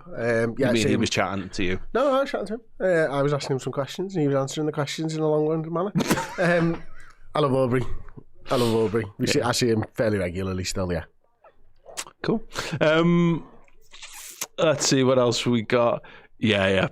Put that just to follow up on that thing. The kids have more character than Dom or Mo. Yeah, honestly, there's two. If you haven't seen it, there's two 9-year-old Scouse kids who are the most Scouse that a 9-year-olds can possibly be. They were genuinely the stars of the show. I've not even seen the finished video yet, so I don't know what made it in and what didn't. But they honestly ripped the piss out of two basically world-class footballers. It was. And actually then the world-class footballers ripped the piss out of two 9-year-olds, which made it even more funny. Right, Sam. Johnny Stonsumi says, make sure you drop a like on the stream. Yeah, you've got an extra 14 minutes of us to like the stream before the game kicks off. So yeah, that would be good. Ashley Knight. Sorry, Festus, I think I spelled Philistine wrong. Ashley Knight, Paul and Chris, do you get on well with the Anfield Rap guys? There's a couple of Muppets on that show. It's nowhere near as good as this channel. That's nice of you to say so, but yes, we do. We like the Anfield Rap guys very much so. 10 out of 10 rage bait from Chris. It's like the air fryers all over again. Oh yeah, the comments were fuming last week with me about the air fryers. I convinced them all that they'd all just bought small ovens. It's true. Stand by it. And as I said at the time, I've bought a small oven for my work surface too. So I'm with you. Yeah. What's the problem with it being a small oven? Nothing. Just people just seem to think it's a mad contraption. It's like it's not. It's just a oven. Yeah. Yeah. Cooks your food through hot air. Yeah. People seem to get really, really, really, really angry. There's a lot of there's air fryer bros out there. Honestly, it's just people who like to cook nuggets in fucking 6 minutes. It's fucking mad. They fucking fume on you. Yeah. Lad, you can't get salt and pepper nuggets faster. Cool. I know. That's great. I'm all in on it because I don't have to bend over to cook food. There's my literal one reason why it's a must-have in my house. If I could have every implement in my life waist height and above, I'd be a happier man. But you can't. You can get ovens to go up there. No, I mean everything, Chris. Oh, everything. It'd be fucking weird. You know what I mean? You'd have no light, no natural light coming into your rooms. You know, everything would be up the walls. And I'd like to see a work show of that. What would a house look like if everything was there? So there was a pub I worked in Sheffield. Are you then climbing into your bed? No, that's not like that's fine. You're lying down. Okay. You get it. My bed could be higher. I'll be honest. But there was a pub I used to work in, and they had one of them things, the top bar, basically around the main bar, and glasses would be up there. And I love that, A, because they didn't have to bend over and get glasses, but also because loads of people were too short to do it. So when you got to a busy shift and glasses ran out, you didn't have to run around because there was always some that they could get to that other people couldn't. It was great. And then they refurbed the pub and they took it out, and I was fucking livid. And their first shift, we're running low on fucking starter ramen glasses, motherfucker, where is one? It is on your hands and knees. Reach full. Pathetic. Absolutely pathetic. Everything should be at this height. Okay. People asking about why no Ekatike. Yeah, it's been described as a minor fitness issue, and I think other people as well saying, is he being safe at Arsenal? I don't think being safe, probably is a good way to put it. Slot probably does see that game is it's more than 3 points on the line with Arsenal. You know, if you get absolutely dicked by Arsenal, having gone through a period where we're building and you've not built towards anything, he'll presumably want to make sure that Hugo is definitely ready for that. But anyway, change the clock. We're being told. No, it was the clock. The clock's right. It's counting down. Yeah, the clock's correct. Do you know what I realised the other day? That we sync our clock. This is sad producer stuff. We sync our clock to Sky, but Sky's is never right. So, or somebody's is wrong because the ground clock and our and the Sky broadcast clock against Leeds were about 3 seconds difference because there was a view of a player and you could see and I could see the clock, and I was watching the game against Leeds at home. So, what happened was the other day. There was a kickoff when I was on producer where it got stopped and then restarted. And I went, shit, my clock's going to be wrong now because I went for it on the fake kickoff. And Skies, I was right with Skies and they never changed it. So I was thinking, you snide little buggers. Yeah, yous aren't right. Yeah. Yous are just doing it like I'm doing it. Like you're just pressing a fucking video up like I do on it. And I'm, yeah. And it's not. So there you go. That's uninteresting, isn't it? Yeah. Yeah. I mean, listen, you judge that. That's entirely up to you. We're filling time. You decide whether this is good conversation or not. Right, so... thank you. Football Man's HK says, really enjoyed your book, mate. Thank you so much. If you wanted to email me with some nice words about it, that'll be great. Thank you so much. Gorgasm, honestly, Payjack is a god. Oh. You're welcome. Yeah, which one? That's a bad one. Let's see. I trust my air fryer, says Mark Nichols, to manage Liverpool better than Slot. Owen Cook says, no, my air fryer fries with air, not cooks with air. It's different because the name is different. Sarcasm, by the way. There seems to be a big argument about it as well. It's like, no, but it's got a fan. I was like, so fan assisted ovens, but go ahead. Keep firing them at me. I know that was a sarcastic one, but keep firing them. Air fryers are almost as big a cult as dry robes. I have a hunch some people own both. Oh God, no, absolutely. You look, air fryers have become one of the most ubiquitous pieces of technology. You know why? Because no one was buying fucking ovens anymore. Yeah. Because honestly, you can buy them in open bargains. You know, that's why ultimately. In the middle aisle. You can go in for some fucking noodles and come out with your cheap air fryer. Lovely. That's what Aldi middle aisle's for, isn't it? Fantastic. Right, sound. Let me see. Sorry, that's a random one. Sorry, Ashley says, have you got any plans to do another book, Paul? I've got your book on order from Amazon. Have you? I don't know how that's... Presume my dad's book?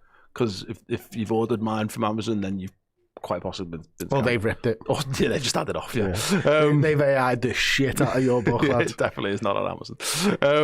Right, sounds. John T. Paul, in case with the FA Cup coming up, should we go all in to get some silverware or should we bin it to concentrate on getting the best league position? Bear in mind, as pointed out, this is one of the 9 games that we will play this month. It is 4 days after the Arsenal game, so it's the Monday after we play Arsenal on the Thursday. We then play Burnley at home on the Saturday, and then Marseille the weekend. Not that that matters, ages away, but it'd be mad to jettison the players go through. Yeah. There's a point where we do get back from injuries and you might need them in the next round or something, you know what I mean? You might need that game. Like, I'm not been in the FA Cup at this stage of the season. Liverpool, as we all know, exists to win trophies. The thing of it is, I honestly don't know where Barnsley are at the moment. It's been a while since I've paid any attention to them since they were in the Premier League, to be perfectly honest.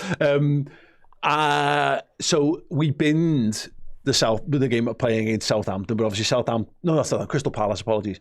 We got through Southampton, we binned against Palace because Palace went strong. And if Palace hadn't gone strong, if Palace had rotated more, we might have just gone through against them with the strength of team that we had. So I agree. I think it's one of those where it'll be a heavily rotated team, you would suspect. Yes, it has to be. Yeah. But like, there's a difference. I mean, Klopp always did that. You know, when you lose, it's called devaluing the competition. When you win, it's wisely using your squad, isn't it? And I think it's a perception thing on that one for me. Where we shall see what happens with that one. Gibbo saying Chris learns about a live delay. I was gonna joke about that and go, it's a delay, but it's not a delay if the fucking it's not. It's there. It's the same time. There's a delay from the ground on what the camera see to us, but there is no delay from Sky adding the graphics to the visuals. That's not how that works. So thank you for pointing that out, Skibbo. But you've tried to make Chris look foolish, and you've only succeeded. You just waited a few minutes longer. I'd sort that.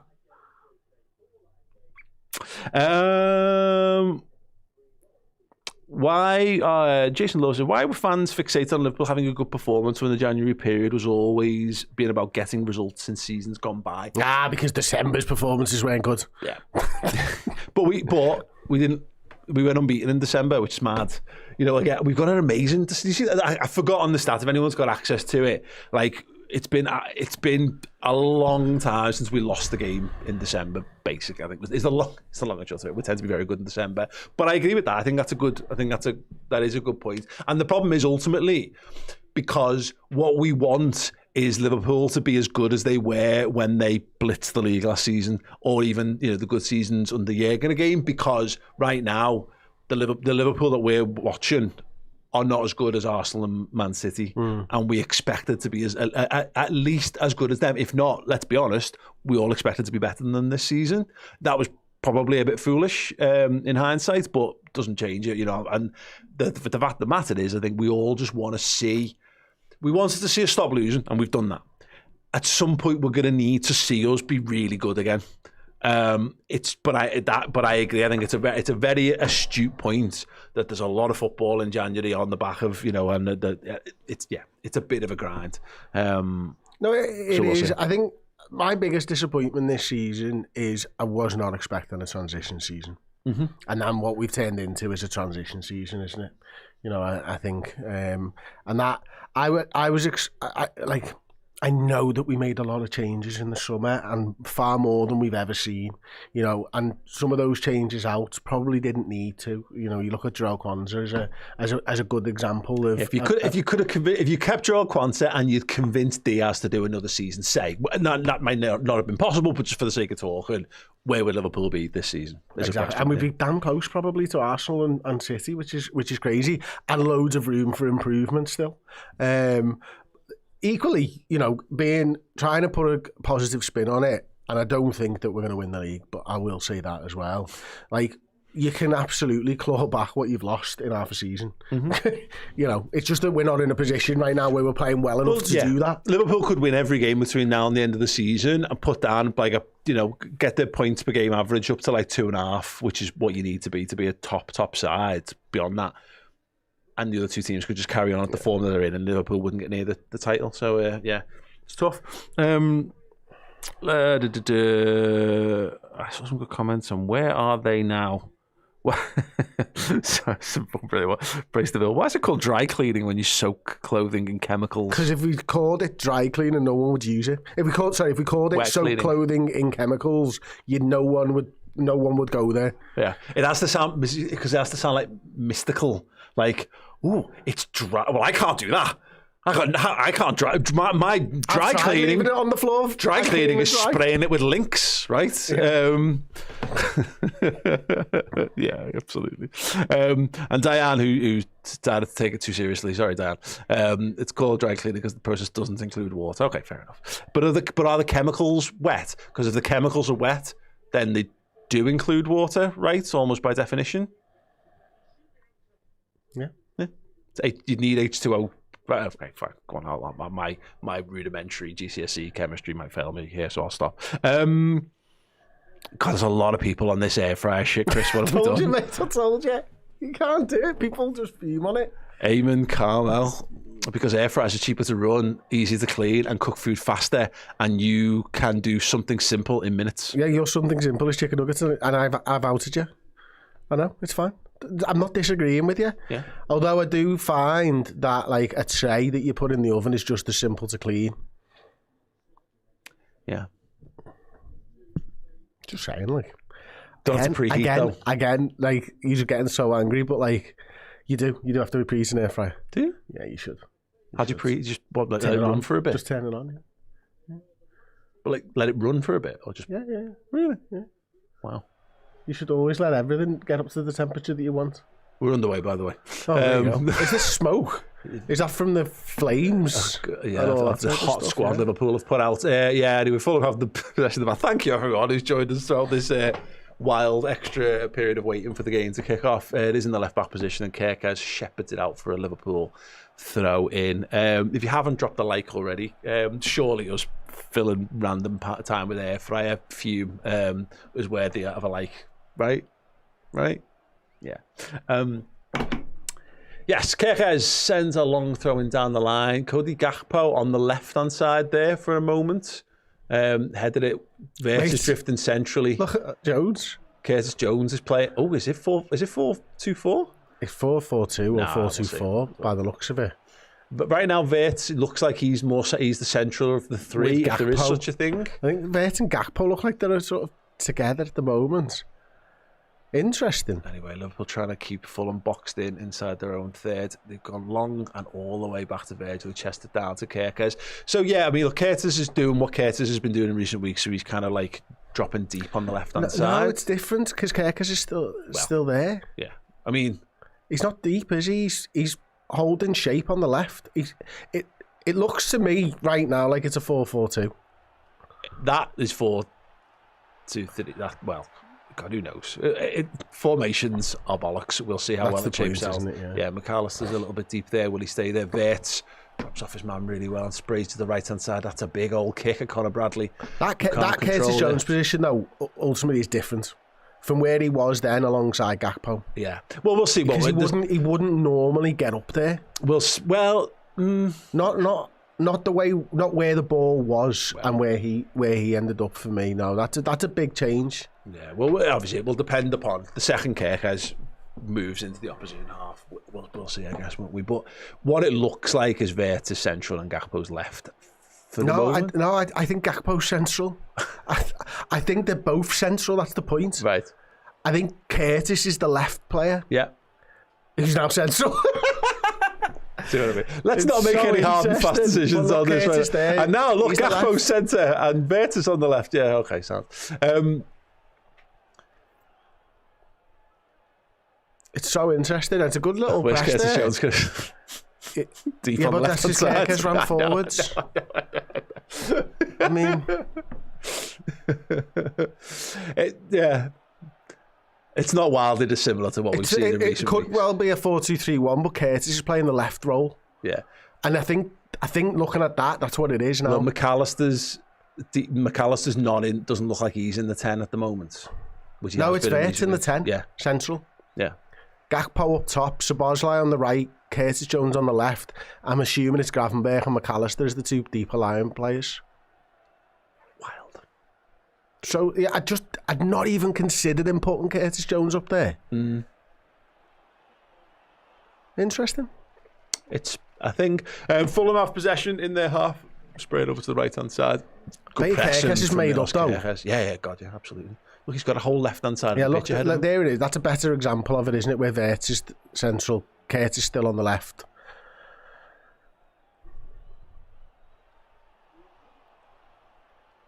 Well, in my head. Yeah, good tackle from McAllister. Concedes a throw in, but stops Fulham from breaking into our half. Comey asked the question: will Ibu be suspended versus Arsenal if he picks up a yellow card? No. Was that we're halfway past? We're past the halfway point of the season. Was Leeds the last opportunity for that? Is that right? Yeah. So no. Here's Virgil van Dijk receiving the ball from Alisson. Liverpool being closed down there, so he goes back to the goalie, opens his body up, just carries it forward, and then fizzes the ball to Kerkez and back to Virgil van Dijk. Now McAllister turns under pressure, gives it to Ibu, needs a ball out on that right hand side, finds Szoboszlai. Bradley's made a burst and run down the right instead of plays with Gravenberch. No, to look at Verts now. Kerkez. Here comes Kerkez with space to accelerate into until he slows the play down. Verts overlapping, gets Brilliant. it. He's going to whip the ball in now. Peel off from Gakpo. Cross blocked, and here's Kerkez. He's got Jones up with him. He's got Bradley free at the back stick. Chooses to move into the 18-yard box, tries to push it Nice through to little Verts. 1-2 Little with that turn one. from Gakpo. Shot deflected. Goal, corner kick. Okay, good. Yeah, that's decent play by Liverpool, isn't it? You can see, Kerkez was looking for Florian Wirtz to begin with. Wirtz got in there, didn't quite get the cross into the box, and then Curtis Jones sort of backs them up, and Gakpo gets a shot off, and it's a corner to Liverpool. Good, solid attacking football, and it's the thing about what Curtis Jones is. We talk about needing to be a bit more brave in an attacking sense. Him and Wirtz will try and play passes there. And yeah, decent centre forward play from Gakpo as well, and his shot was well blocked. Now Gakpo's on the corners, in swinger. Oof, it's going to drop to Florian Wirtz. Blocked. Boo. Gravenberch out to Cody Gakpo. What's Now he going to do? He wants to be. He's going to cut inside that again. And down a blind alley. McAllister going Kerkez beat. Need someone to make that run inside of him.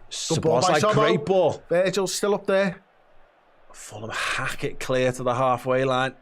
Szoboszlai needs to engage with that and nod it back to Gravenberch. Well done. What's that word where the sound? Onomatopoeia. Yeah, hack. The way you said hack then. Yeah. Definitely an onomatopoeia. Yeah.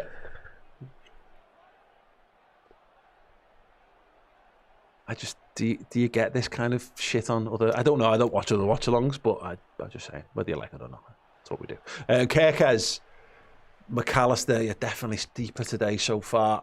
And Andy was the fella dropping in between the centre halves a minute ago. So fully taking that Curtis Jones role. I've said before. I'm going to blow a ball in behind. Liverpool need to get numbers back in defence. Kerkez just about deals with that one. Right footed clearance. Gravenberch up. McAllister blams it away himself. Blam. I was waiting for hack, but we got blam. Yeah. Fucking shags it away. Okay. McAllister's been keeping that 10 spot warm, I think, for Wirtz. Now, I don't think it was necessarily with this in mind, with Gakpo being a bit more central. I did think it was with one eye on Gakpo coming in on the left where Wirtz has been playing, but it's a good opportunity for Flo to kind of show what he can do in the position that theoretically he's been bought for. Should be his. If they are worried about his hamstring, it is less work for him because he's part of the 4-4-2 out of possession. So he's been joining Cody Gakpo. Jones has been the one taking that sort of left of the 4-4-2. McAllister, Gravenberch and Szoboszlai takes the right of the 4-4-2 mid-block. Great first time pass there from Wirtz. It was absolutely twatted at him. I really enjoy watching him play. He's really good, isn't he? Really, really good. He is, like, we haven't had a player quite like that in that sort of echelon since Thiago, where you watch someone and you're like, we all have those moments, don't we, in football, where you're like, well, if I'd really committed to it, and maybe I could have had a career. You watch Wirtz and you go, no, that's just being born with magic in your toes. Yeah, he's very good. Van Dijk. That was nice though by Szoboszlai. He made that ball happen by the run in behind. It took the left back or the left winger away from Conor Bradley there. Be interesting to see how we build out Chris with Jones further up the pitch. Well, it's on McAllister now, isn't it? You can see him orchestrating. Hiding behind Raul Jimenez. Here's Kerkez. Goes back to Virgil van Dijk again. Yeah, now McAllister would be, if he was doing the exact Jones role, he'd have been dropping in and Kerkez had been pushing on. Yeah. So it's not quite the same. Van Dijk just sends one into the channel for Wirtz. If we were worried about his hamstrings, that probably wasn't the pass for him as he runs that one down. Cleared away. That's nice play, Kerkez. Well. Yeah. Now Curtis Jones. I wanted it there. Kerkez. It's just a little... Yeah, it's a little slow and a little intricate at the moment. Just enjoying this left-hand side. I just like Kerkez, Jones and Wirtz together. Yeah, there's something there, isn't there? Yeah. And that's a good run by Gravenberch too. Now Wirtz, it's just behind Bradley, so he's forced to come back inside. Is Bradley wearing spats there? I don't know what that is. Okay. You know, like old school gangster movies, those white things that they put over the tops of the shoes. Yeah, no, they're the tongue swish Maybe? I don't know. Anyway. I just assumed he would have tongues, He's but I don't know whether He's the tongue- definitely not wearing spats. It's fine. Kanate just gets dribble pass. But Do they still have the fold over tongues on footy boots? Some of them do. Yeah. I'm back. They were class when they first came out, weren't they? Was it the King, Puma King? Puma that started Kings, that? yeah, Puma Kings had them, and Puma Cups, and then obviously Predator did something as well. Right, it's in Liverpool's half. It is with Ibu Kanate. 10 minutes played. Virgil van Dijk. Liverpool have got everyone else barring the two centre halves, and obviously the goalie inside Fulham territory is Jones on the left hand side. Kerkers is holding the width. Retreats once again to Van Dijk. Just struggling to build out from the back. Yeah, build out from the back and obviously maintain any sort of bridgehead in the final third at the minute. We've got up there a couple of times, but yeah, we've not found a consistent way through them just yet. Harry Wilson for them just looked a little unhappy with his teammate's position in there. That's something we can good start to the season. I think he's got 5 goals and 4 assists. He's a really funny player. There you go. What a ball that is, by the way. Cody Gakpo is in behind. He's taken onto his left foot for no you're not allowed reason. to use your left foot, Cody. Oh, it's a huge opportunity, and maybe that is the example of the pass. The pass was superb. Whoever it was. Look at this, bang, straight through, and he holds his run perfectly. Yeah, probably and he's so onside. onside, he needs to drive across him there. I totally drive agree. across him, get onto your right foot, and you've taken that far too early. That, you know, like how if you don't want to do a job, do it badly. A centre forward runs You've directly. got to get your body across the player. We did this a few weeks ago with it was a goal like a TK scored and that you know I can't remember, it wasn't the European ones, but yeah, get in front of your man. Was it Ekati? Yeah, but I can't remember what game it was, but yeah, the arrow towards goal, get it onto your right foot. It's like there's a Fernando Torres, Thierry Henry style goal on there if you use your pace to power onto your right foot and then open your body up, but just doesn't trust himself to get away from his man and cuts to the left hand side, and then you know he's the furthest man forward to tack over. Come on. Jones is now on the left. Little run. Love the pass by Jones. It was superb. The weight of it as well, not just the vision, the weight. It was a very Jordan Henderson early, over the top kind of pass, that one. Well done, Clive. From Bradley. Gives it back to Gravenberch and then back to Ibu Kanate. But it's nice that we can shift it up because, cool, if you're struggling to build up, if the opportunity's there, then yeah, just use a ball over the top. Tried it again there, just didn't quite have the weight on it and it's cut out. And it's now back with Leno, being pressed by Curtis Jones. Well done. Keeper goes long. Kanate tidies that up. It's a heavy header that back into Fulham possession. We'll need to keep on top of them here. They have done. McAllister, Wirtz, Curtis Jones now more right hand side. There's an overlapping run, but obviously doesn't matter what wing he's on. Cody just doesn't feel it. Stop being so horrible about that. It is all done. It is all done in jest. Let me make that clear. Ibu Kanate. Okay. McAllister, Wirtz, Kanate, Gravenberch. Cody Mack made the run there. So did Wirtz at the same time, the same run. That's Wirtz, what a nice little touch. Just couldn't control it there, Gravenberch. Knot it down. Did the job. Wirtz switches play to Kerkez. Well done. Tries to nod it forward to Jones, cut out, and then Liverpool on the back with Harry Wilson racing. It's Van Dijk. I love the fact that Van Dijk started sprinting, saw it was Wilson, and just eased off there. Do not need to waste my afterburners on that one. Van Dijk.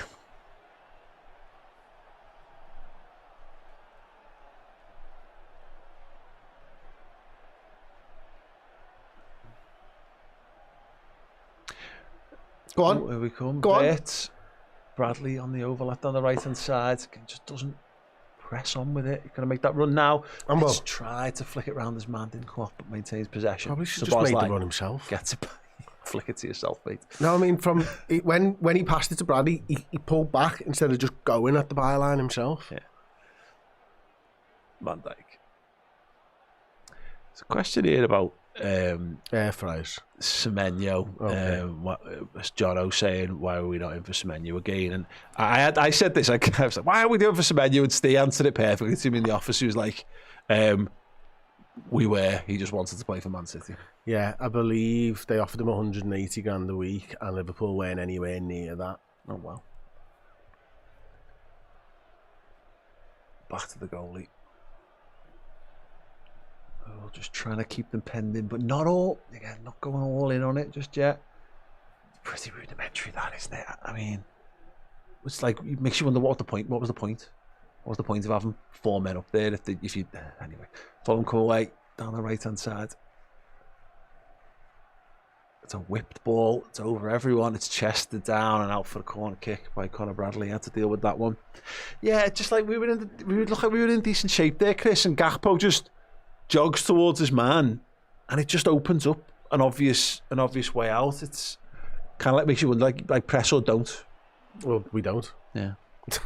But we get into a position, but that's a position to press. If you're not gonna press, why be there?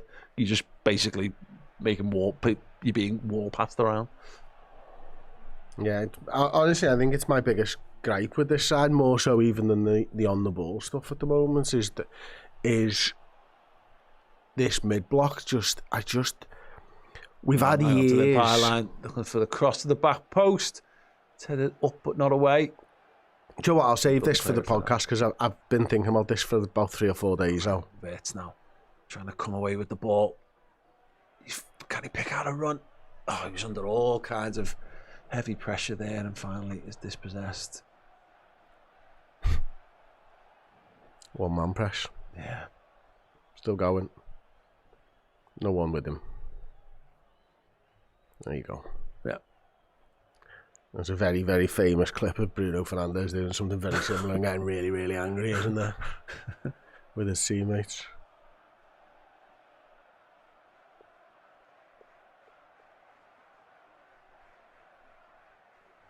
They're just starting to get a foothold ball now. Through the middle. He was off. It's a goal. He was off. Offside flag is up. Harry Wilson will not. It was a great flick, but I think he was about a yard off. He does not. He's nodding as though I think he understands. Let's have a look at this one. It was a great flick. Jesus, yeah, he's on? He's onside, isn't he? Fucking hell. They'll be getting the lines out. Virgil van Dijk. It looks like he's playing Harry Wilson onside. Like he's on there, man. It's a hell of a strike from Wilson. Left-footed across the goalkeeper into the bottom corner. I think that's a goal, you know. Damn it. Dear me.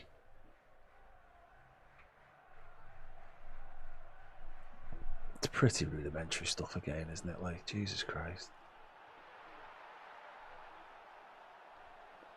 It was just a good run into the vacated space, wasn't it, by the centre forward? And the flick's exceptional, but it's the pace on the pass into the centre forward that allows him to flick it. And it's a good run, and it's an unbelievable finish. And it's too fucking easy for Liverpool again. I'm still waiting on this. I mean, it's close.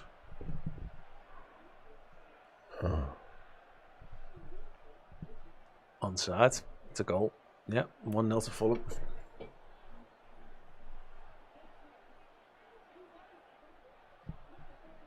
It's mad. It's not. I mean, because if we were flying into these, like committing 5 or 6 men towards a really high press, expending loads of energy, and Fulham had like somehow managed to jink their way out of trouble and then played this one through, you'd be like, okay, well that's a mad problem, but I mean, it's Van Dijk's shoulder playing him onside.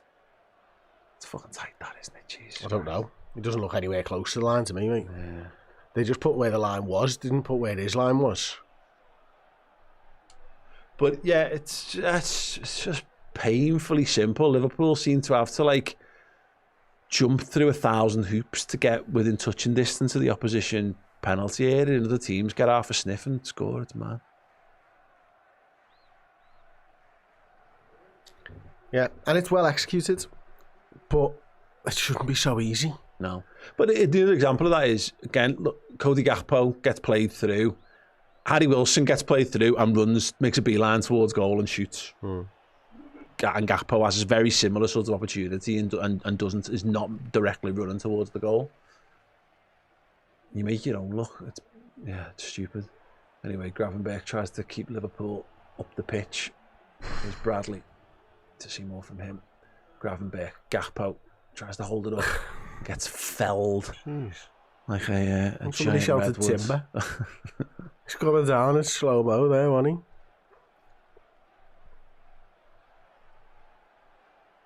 Well. Opening goal stats.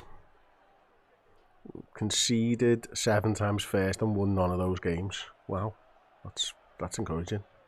Is that right? You'd hope so. They're not fucking red men, are they? No, Just but get like- away with putting random Listen, they can get the fucking clock shit wrong, on the Chris. screen. So Bob's like, let's head it away. It's going to drop to Curtis Jones. Brings it down. Back to Gravenberg. Oh, just pass the ball, mate. Jesus Christ. And go back to Alisson. Yeah, I mean, we've got men up. Oh, this is going to be a long game. Yep, it is. It's going to be a Sabaz's long like, game. Bradley takes it off his toes. Just need to be front foot, lads. Come on. Van Dijk.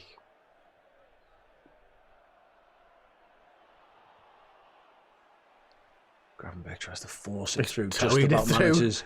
Sabaz like, Oh, there's no one there. Let's Van go. Dijk again. Let's go. the last This is man just that going to goes get back to worse us. for us because they're just going to drop even deeper now, Yeah, aren't they? exactly. And do you know the mad thing is, they don't need to. Yeah. They don't. They could just beat us by playing the way they've been playing. I've had this thing for a while with Liverpool, was that I can't work out whether they're overcoached or undercoached. Because there's so many areas where I go, well, that's obviously not, there's not enough time been spent on that. And then I also see certain things, and you think, well, that's clearly them under instruction at the same time. It's so baffling.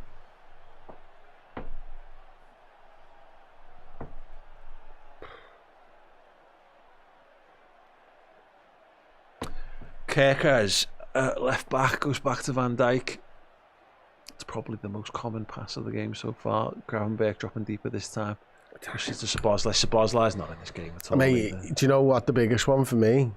I'd switch McAllister and Jones and then get Vert out to that left hand side. Kerkers. Do you know what I mean?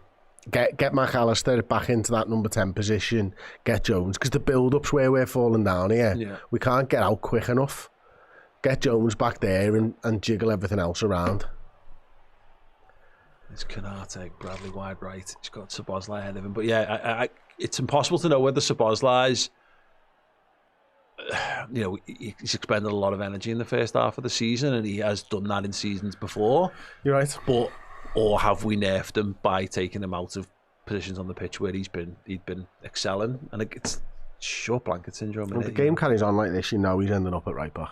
Yeah. But we miss a little bit of Frimpong actually as well. yeah. Well, if, You know, again, that pace on that right. we're not stretching them enough as yet. The left side's functioning okay. Go on, get on it. We've not sent Bradley running with the ball yet. Strange. That's a good ball. Nice switch. Go on, there's 2 of you. Vert, great touch. That's it. Oh, Tries to lucky. find Kirk as it was the right. It's better, and it comes from Sabazlai's vision. Yeah. You know, the switch of play, and then there was a quick little 2-on-1. The ball's just not quite right, I think, from Vert at the end of the day.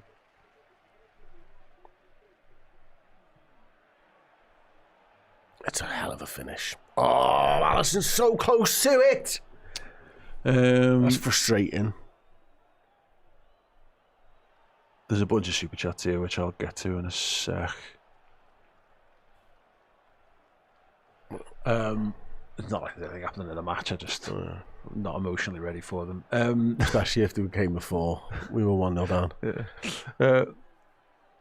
Gravenberg retreats to the halfway line.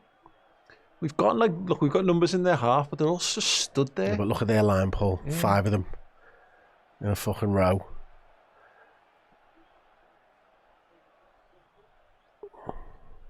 It's like Canate gets there, all the doors in front of him are locked, and he goes, "Oh, right, cool." Turns around and walks back out again. Bradley, not fouled apparently. Oh.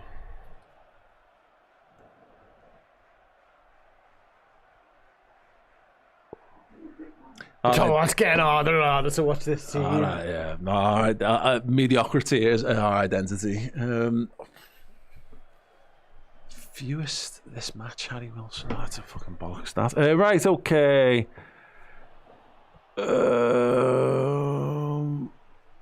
Gosh, I don't even where the starts. Oh yeah, right. Stan, Arena, Romano and Ornstein said we were interested in Morgan Rogers. Oh, hang on. Come on, Liverpool. Go on. Nice little moment. Go on. So Bosley. You've got to make the run line Kirkers. Kirkers. Oh, it's a shit pass. It's just shit It's pass. just kicking the ball, that isn't it? It's not. That is kicking the ball terribly. That's a Liverpool. It's out. It's out. Yeah, it is. Sorry, yeah. Dan Arena. Romano and Ornstein said we were interested in Morgan Rogers in the past. Thoughts on our winger situation, missing out on Semenyo as Rogers is flying. Yeah, I mean, Aston Villa are not selling Rogers to us anytime soon. I'm not sure Rogers would want to come to us at the moment. Yeah. Just by where they are and where we are. Yeah. They could probably do the money. You could test the resolve, I'm sure. Yeah, definitely. That's a nice little cross ball. over Gakpo's head. There's nothing wrong with that cross. McAllister just didn't get a solid enough connection. It got there, did the right thing, anticipated it well. Oh, it's good centre forward play. That is good centre forward play by Jimenez. It's an injury. It's McAllister. It's McAllister. He's always mate. He's fucking Milner in the he's shit in the out wars, of it. mate. He's always in the wars. I realised about 6 months ago he goes down like 3 times every single game. McAllister. Yeah. Well read. Conor Bradley clears it out for a throw in. I mean, look, Frimpong playing right wing shows you what a Liverpool side could be like if they had pacey wingers. And Slot was talking in the press conference of the week about it was his idea to bring more pace into the side with the players that they've bought. But again, goes back to it. Are we seeing 50% of his picture, 70% of his picture, 80%, 90%, 99% of his picture? Or, you know, because I look at wingers, pacey, direct, goal threat wingers that like City have got a ton of them, and even Arsenal have got a few, and we don't.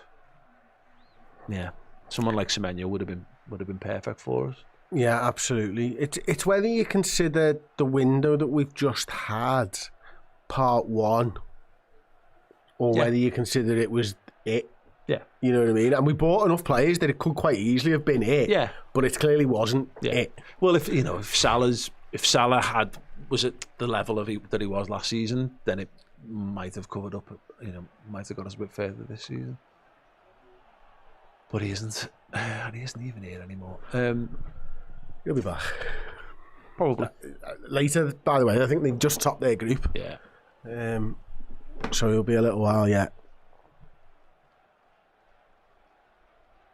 But it's another interesting one, isn't it? Again, Salah's goal output hasn't been so sensational this season that obviously that's a huge thing that we're missing.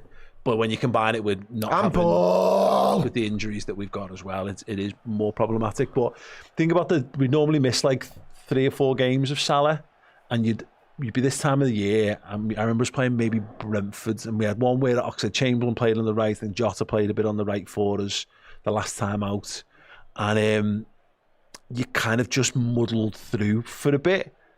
But again, it comes back to it. This is the situation Liverpool have found themselves in, where all of this is very reasonably January Maya shit.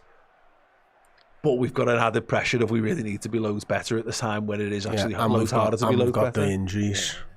But Liverpool can be better than what they've been today. They've been really fucking, barring a couple of it's barely even worth even mention now at this point. But yeah, not good enough, not aggressive enough, not creative enough. That's good play by Gravenberch. It was a poor decision, I think, by. Yeah, Harris Engelhardt, thoughts on the centre-back signing? Is this 17-year-old kid who signed for next season? I think he's maybe talking about, is it Joel O'Donnell's? I don't know. I'm doing a show on him on Thursday with Miz for X-Transfers. I'm quite looking forward to that. I don't really know anything about him, to be honest. Oh, Anthony Robinson, I'd forgotten about him. Oh, yeah. Scourge of Liverpool with the long throwing in. Yeah, well done, Liverpool defended well. Van Dijk heads it away. Good blocking from McAllister for that one.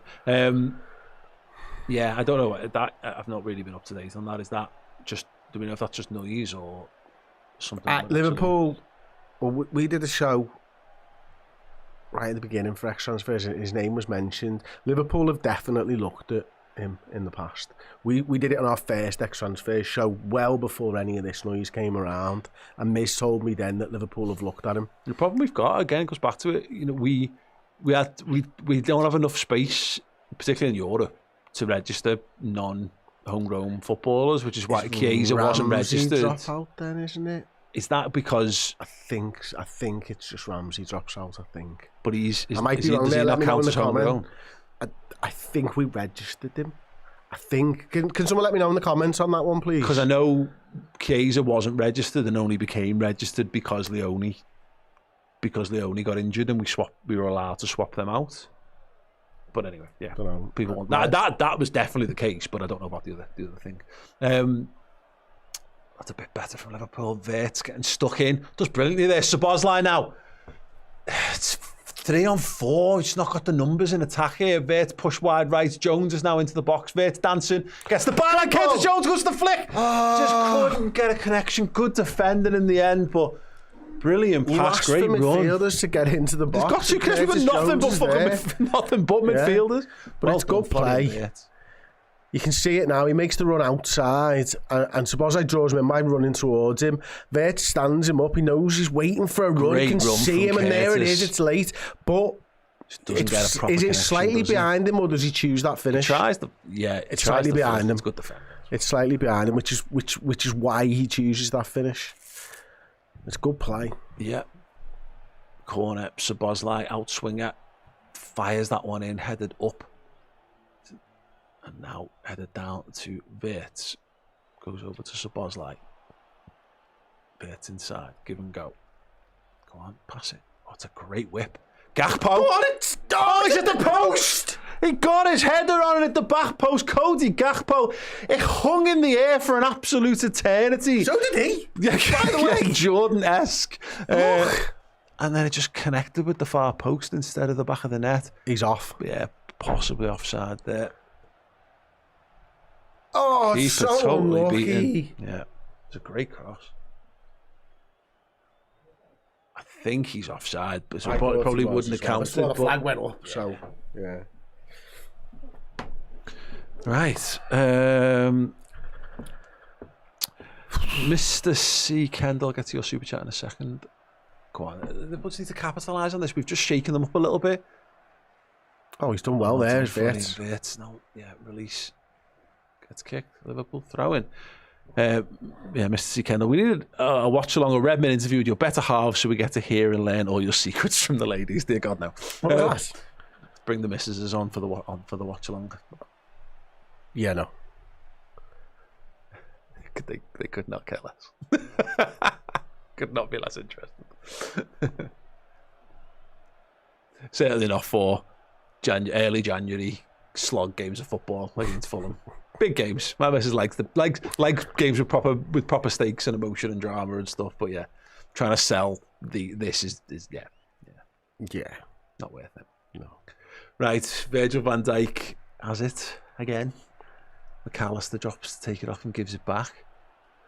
We pull it back to this shit again. Van Dijk, Gravenberch, Canate. Where's his pass? Bradley, where's his pass? Szoboszlai, well done, give and go. Bradley held up. Well defended there by Robinson, just stopped him from accelerating through there, but it's a Liverpool throw-in.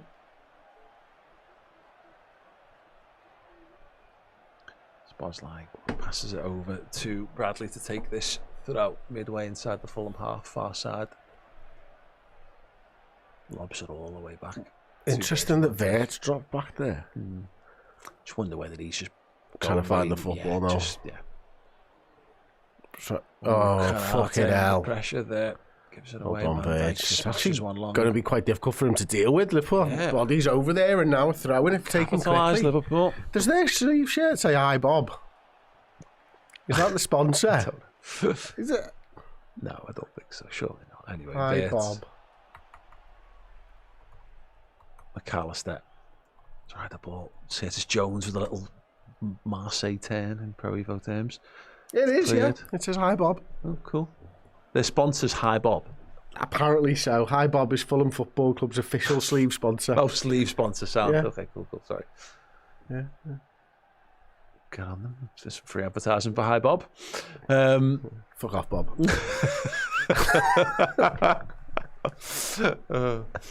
Van Dijk. Jones. Oh, it was a nice idea, but just didn't quite make it. And again, full length sliding tackle from Go on. Raul Jimenez.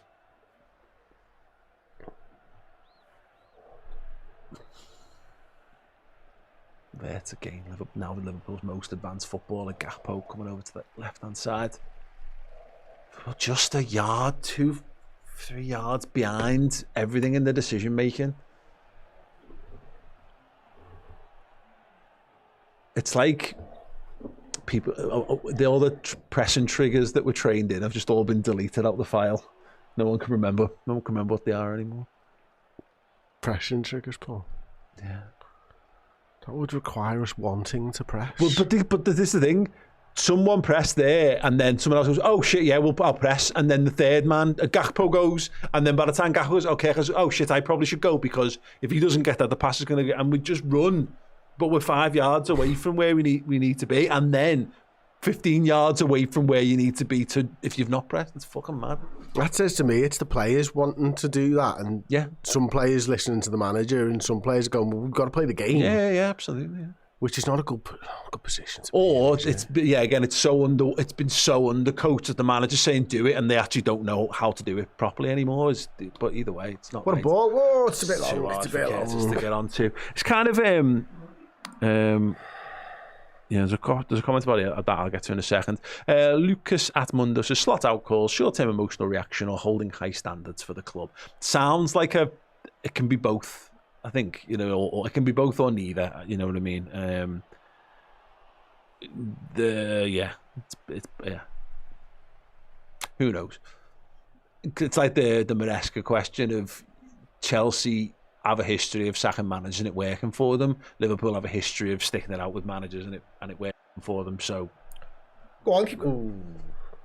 Liverpool getting into the game of sacking managers after poor runs would be lowering the existing standards of the club, but there will come a point where everyone has their day and has to go.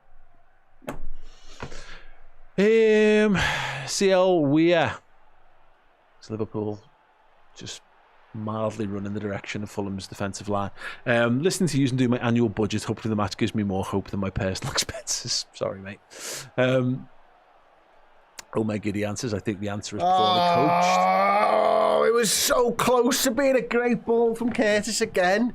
Outside of the boot, McAllister running in. It was just slightly overhit. Is he giving a pen? Should have given a pen. It's a corner for Liverpool. Leno doesn't seem to agree. McAllister did everything in his power to try and get a ridiculous penalty there. I mean, it does. It's absolutely. I mean, give it fucking hell, back, you Sky, you divvies. mess. Anyway, the keeper's got it. I've balled out and Fulham looking to get away. Oh, he's done it again nearly there, didn't he? Fucking hell. Florian Wirtz back. He can flip off. Tidied up for Liverpool. He's playing every position for the Reds. And yeah, did the Canate roll there. Oliver Sand says, you guys slot out.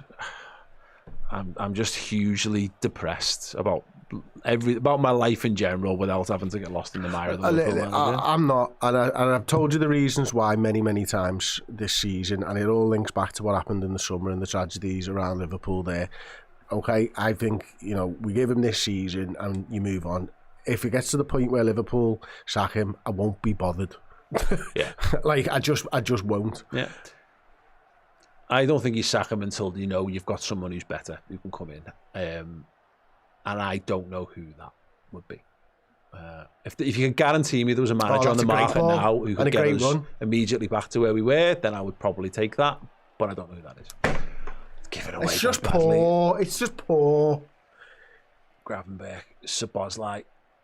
That's a throw-in off Jimenez.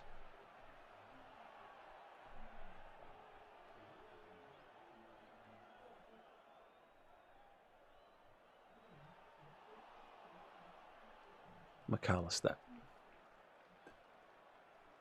Gravenberch. Gavlas is sterile possession, blunt where it matters. Yeah, I mean, this is the thing. Possession is like the entry level for a modern progressive football team. Where you go beyond that defines the difference between being a team that's somewhere between 4th and 10th and a team that wants to press on and challenge for big honours. And the problem is I don't think you can coach magic. You can coach attacking plays and you can coach a variety of different, situations to help get you to the dance floor, but you've got to then rely on the talent of the lads there, and the lads are talented. It's a mess though, isn't it? It's bringing those talents together and working out what's right for all of them or most of them, and I think that's where we've sort of fallen down. Certainly in the earlier part of the season, too many square pegs in round holes and everything else, and now for me it just feels like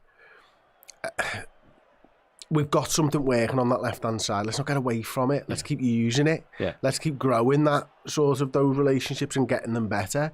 The problem is, like, learning on the job at Liverpool Football Club is tough if you're a single player. Yeah. Watching the team do it, we've not had to do this for 10 years. Good ball from Canate. Szoboszlai's in behind. Can Liverpool craft something here? Because we've had such a core group of players that knew each other inside and out. Yeah. This is what's happening. Is we're watching another core group grow. Szoboszlai's going to take this one quickly. It's flicked up. Jimenez heads it away. Liverpool throwing left hand side. Yeah. That's where again it goes back to. It's why it's so hard to put your finger on it of like what's the quick fix? Because if there's a quick fix, you think they'd go for it. But we were saying this pre-match as well. Is we're trying to improve on what's been functional but not particularly entertaining. But we're now trying to do it with less good players on the pitch than we had the week before. Not massively, but just the Gakpo playing centre forward. I said I like him there, but he's not really done much in this game so far to offer anything for us. You're right, we've unbalanced a little bit of what we're doing in other areas of the pitch to facilitate whatever it is we're trying to do. But Curtis Jones, Ryan Gravenberch, Alexis McAllister, Florian Wirtz, and if I've missed another one of our midfielders because we've got loads of them, Szoboszlai are all capable of winning this football match for us. So some of them just need to play fucking better. Szoboszlai, come on, like lovely ball. Come on, Kerkers, where's your pass? It's not that one again. It's just it's go on, bring it down. Van Dijk bring it down into the box, tries to flick it, gets foul for a moment there. There you go, that'll do. Pressure on. Been a little bit. It's been fractionally better in the last few minutes. At least we've been in there half more. Curtis, it's a nice little ball. Van Dijk with the flick on. Gakpo with another one, and then headed back to Berlano.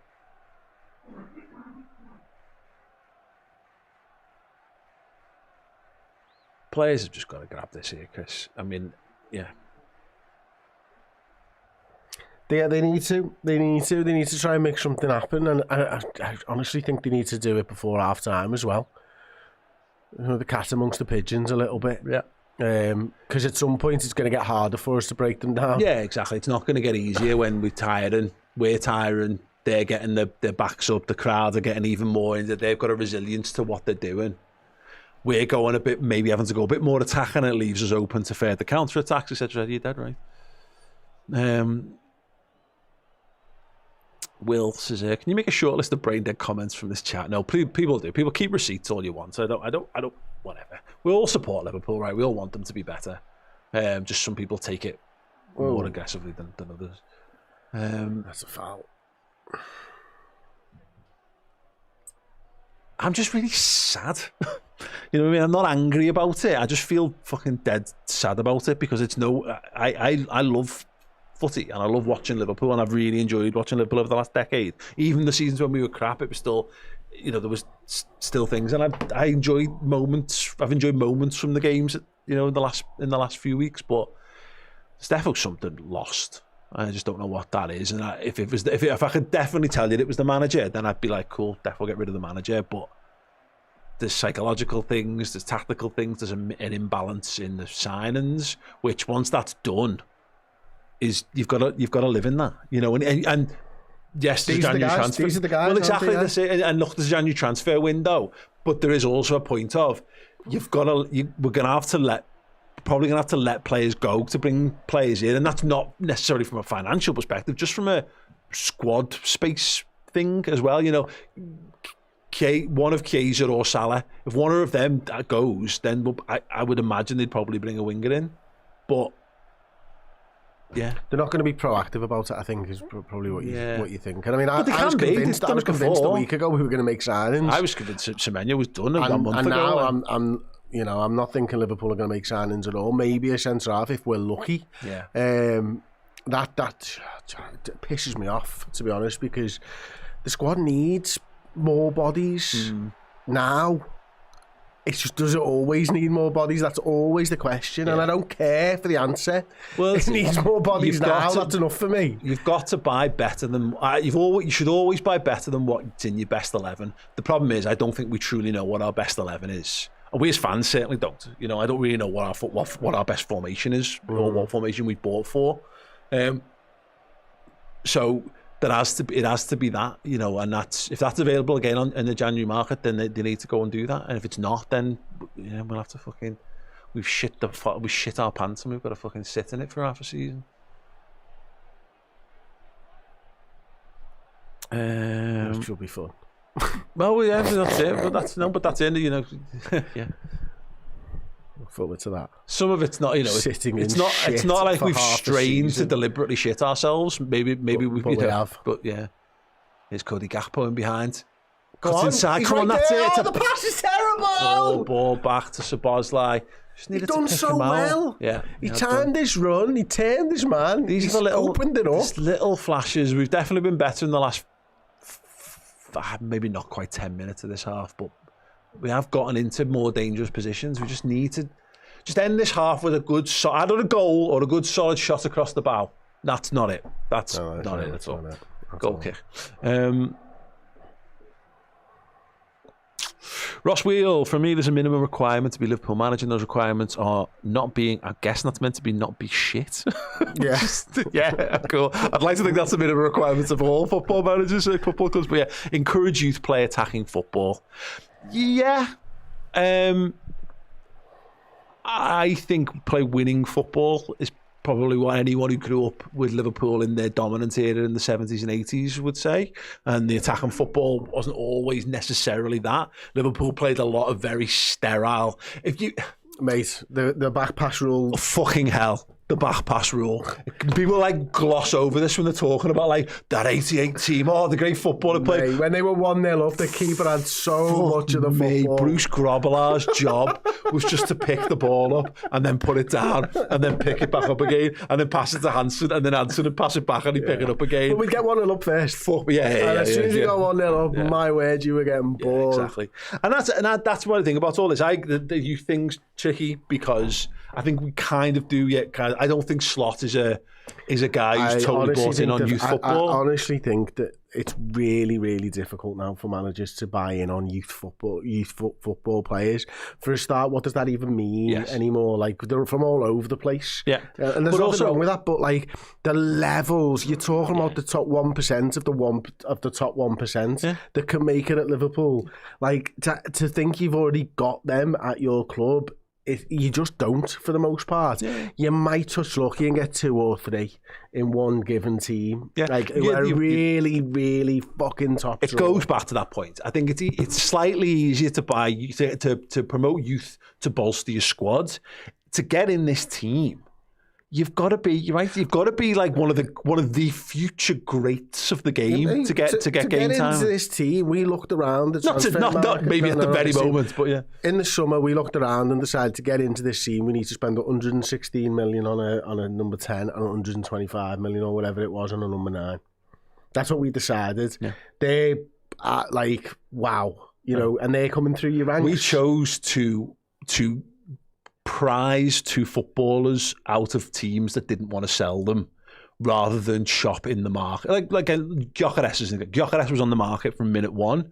Sesko was on the market.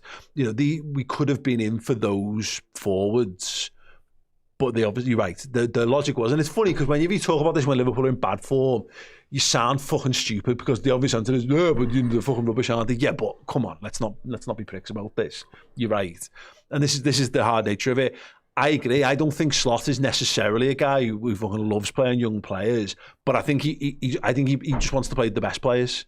And Klopp, sorry, I just think he had a different mission statement to Slot for whatever reason that is, and also dealt with more injury crises brought upon by his style of football and the way in which he trained his footballers, which was to say he legged his footy players day in, day out, all the time. We had loads more injury problems that accumulated over a period of time, which led to more opportunities for young players.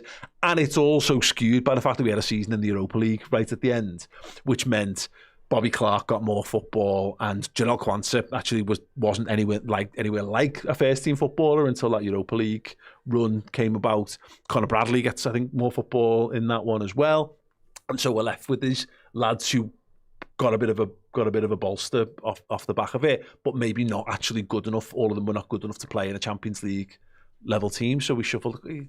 Yeah, Slot had to let some of those lads go. Ultimately, is a bit of the issue with this, and Jürgen probably would have had to do the same if he'd stuck around for another season. Ultimately, as well, Jürgen was here for a long time and knew his position was secure. Yes, the manager there is Arne Slot is not in a secure position, so he's trying to play the players he thinks give him the best opportunities. At least, you know what I mean. It's interesting to see with him being head coach and him not being quite as like integrated.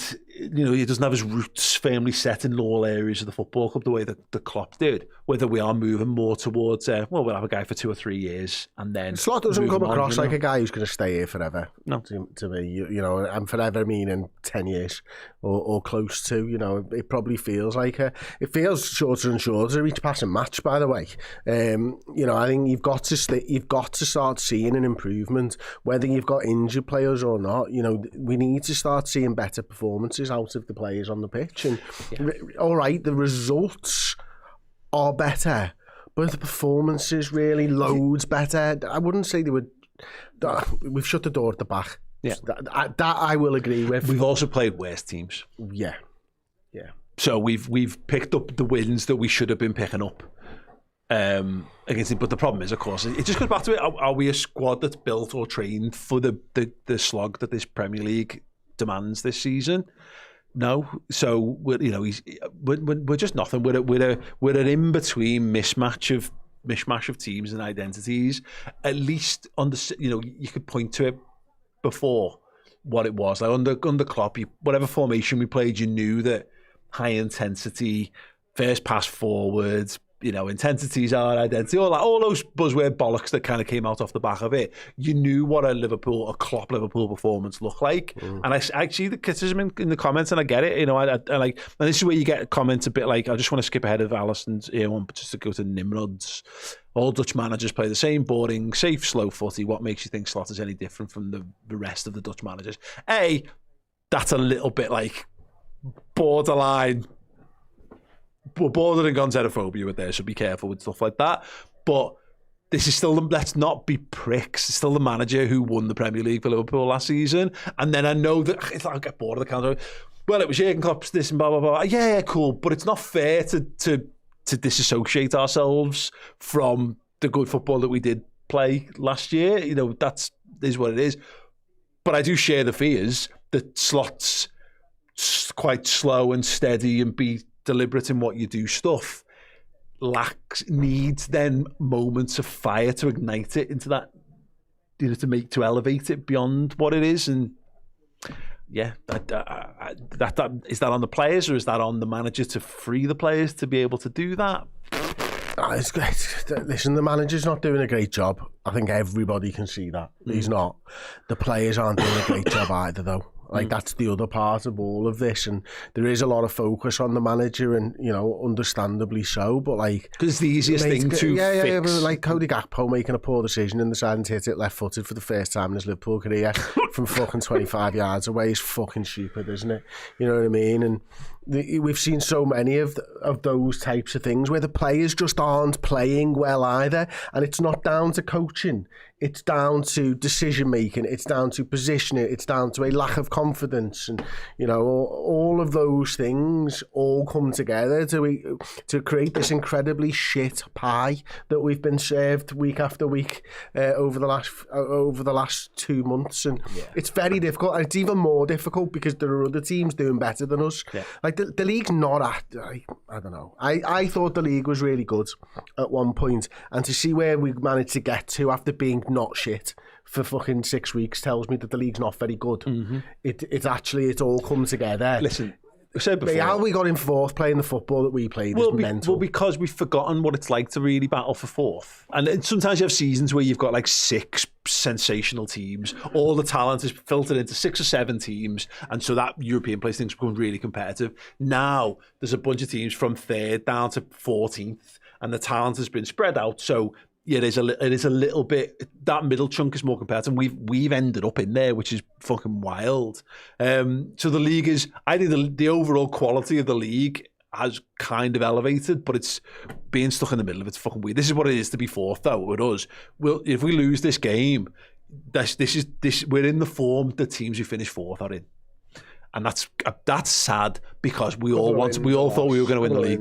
We thought we were going to win the league this season. Yeah. And that's miserable. That's miserable as fuck. It's just whether you think it's, whether it's recoverable to a point where we're challenging for 3rd and trying to be a pest to City and Arsenal from ways back. It just feels like that feels a step away. Like it does. It feels like there's the top 2 teams, then a gap to Aston Villa probably for me, then a big gap to us, and then a small gap to the rest. There comes a point in the season where you realise that you actually know what you are, and expecting it to be different is on you. By that point, the thing that's confusing is we started the league, we were top of the league. And we were winning games because we had this real tailwind behind us and we were unstoppable. Then we lost everything and we were sat in the studio well, if we can win 3 games, everyone was laughing at me. Like, Liverpool can't win 3 games back to back. And then we looked exactly like a team that should be 12th in the league.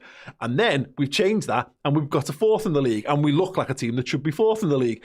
But this is, I just don't know what our level is. Right now, this is our level. Yeah. But can that level improve with what Liverpool have or not? It has improved to this point, but is this the ceiling of how good this team can be in this season with all the circumstances around it? I really don't know, but we're definitely not. The idea that we're better, we're not better than this. No, we are where we're supposed to be, I think, after half a season. But if we've got half a football here, that if actually the players on the pitch grab the game and we win this game, we could be sitting here feeling very, very optimistic about it, firmly ensconced in 4th in the league, looking up again rather than looking around us. But that's footy. There's footy to be played. But if we play in the second half, like we did for most of the first half, that all fall apart. Yeah. Right, we're going to take a short break, but stay tuned. There's loads of super chats. I'll get through all of them when I get back. So yeah, please do keep your comments coming in. But yeah. Hello everyone, welcome. Thanks for joining me. I am here to tell you about this incredible giveaway that we are doing for our legend subscribers on Red Men Plus. This is the Craig Johnson signed Crown Paint shirt. It is absolutely glorious. Every single month we give away something to our legends on redmenplus.com. It's a great way of showing your support for the channel. It's a great way to get closer to us as well because you'll be in the Discord group and there's loads of other benefits, merchandise, discounts, all that type of stuff. But the big one for me would be this. It would be the opportunity to get into the prize draw for these incredible signed items. Craig Johnson Crown Paint shirt signed by the Liverpool legend. Join up this January as a legend on redmenplus.com. Thank you. Hey everyone, I'm very proud to announce that after 17 years, my very first novel is here. The Eternal Flame, Yes the Boy, is available to pre-order right now on www.machpublishing.com. redmen.com. It is completely and utterly unlike anything that I've done on my 15 and a half years here on Red Men TV. It is a superhero story. It is a book about a boy who mysteriously trades lives with a forgotten World War II superhero, the Eternal Flame. It is also about a young girl, Anna Harrison, who finds herself in the present day pulled into an 80-year-old conspiracy theory to steal the power of the flame for nefarious purposes. It is a World War II action blockbuster. It is a bit of a teen comedy as well. It is very much inspired by the likes of Buffy the Vampire Slayer and Smallville and the MCU and Back to the Future and all of those greats that so many of us grew up on and absolutely adore, and yet distilled into this, my first ever work of fiction. It is completely outside of my wheelhouse, so I appreciate if it's not your bag, but if you were into all those things that I mentioned, I really think you will enjoy this. So yeah, please do give it a punt. It is on pre-order right now on Mage Publishing. There is a discount there as well. I just want people to read it and hopefully really, really enjoy it as much as I have over the last 17 years making it. Yeah, it is out now. The Eternal Flame. Yes, the boy. MagePublishing.com. Nice one. Something there, mate. Oh, hello. Hi. We're back. I wasn't expecting to be back in time, but here I am. Brentford are 2-0 up against Everton, which is cool. But really, slim consolation. I just want Liverpool to be better. Yeah, we had a bunch of super chats. Let me see if I can catch up on them. Knocky Knocks is far too pedestrian. I recently watched my 60-year-old uncle play walking football, and there was more movement than this Liverpool team. Yeah, more movement, please. Thomas, a tough watch. Jay Carlson says, Chris, you may need a lot more air fryer chat because this is grim. Honestly, there was an advert there for $49.99 from somewhere, and I was just thinking, like, isn't that interesting compared to the football? Ryan Murphy.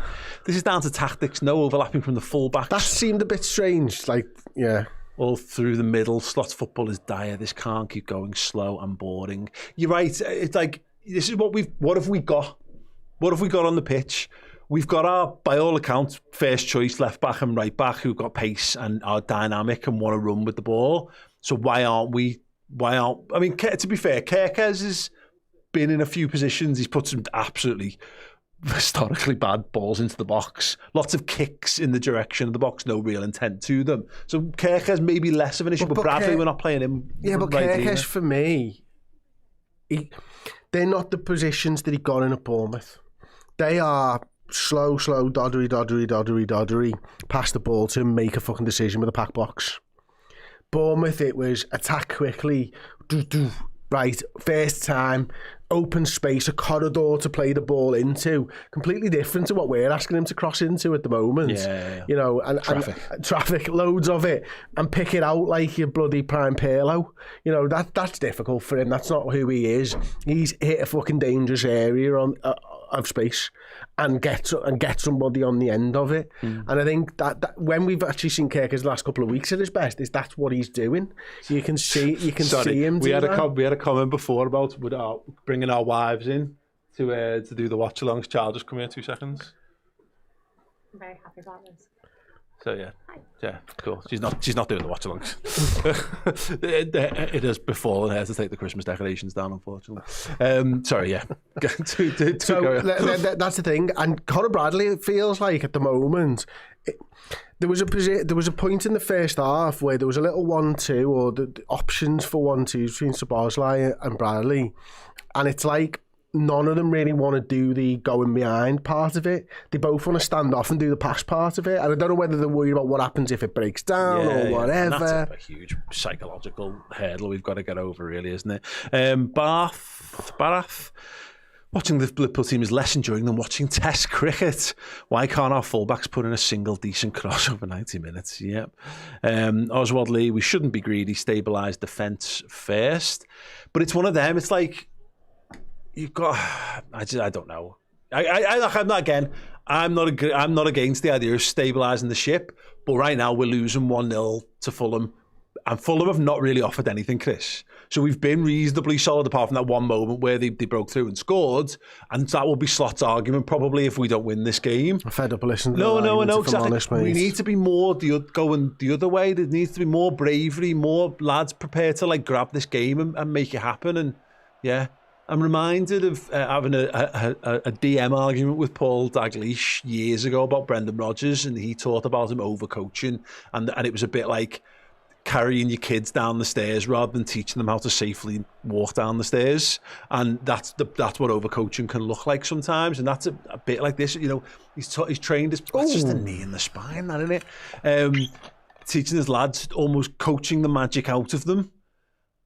But when are they then allowed to make those decisions? Because if you're bollocking players for trying low percentage passes and flicks that are the things that we typify as magic in a football match, yeah, it's tough. Quadbot says Johan Cruyff, boring. Okay, good point. GS Drums, every Liverpool manager in history won us the league title, didn't get sacked. 8 resigned, 1 died. Slot would be the first. Says everything you need to know. Yeah, I don't know how that's Liverpool have conducted themselves. Yeah, a few of them have had the start of the season that we've had either. But yeah. Says hi Bob on the hoardings. Oh, cool. Cook says we have 4 attackers rushing forward, then you blink and Alisson's back on the ball. Yeah, it's true.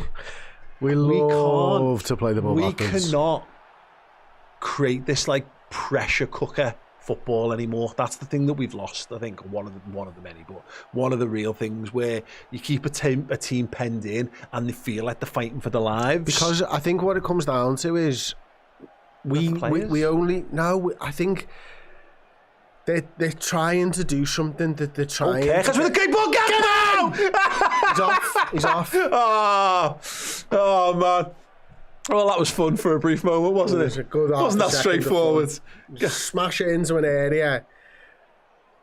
Let's have a little look. Gakpo's miles offside. Absolutely miles offside. What is he doing, Chris? Well, to be fair, he's waiting. Yeah, but he was challenging for the football. He didn't know what was coming. No, but then he stands there. But if he goes back, he's not getting the fucking on the end of it anyway. No, but like fucking hell, he's braced for the pass. Yeah, stupid like. He's braced for the pass. He's forgotten that he's offside. Well, anyway, Liverpool put the ball in Fulham's net. It's good to see that they can do it, even if it was 100 miles offside. Let's build on that, please, Reds. Anyway, yes, what were we talking about? It's probably something miserable.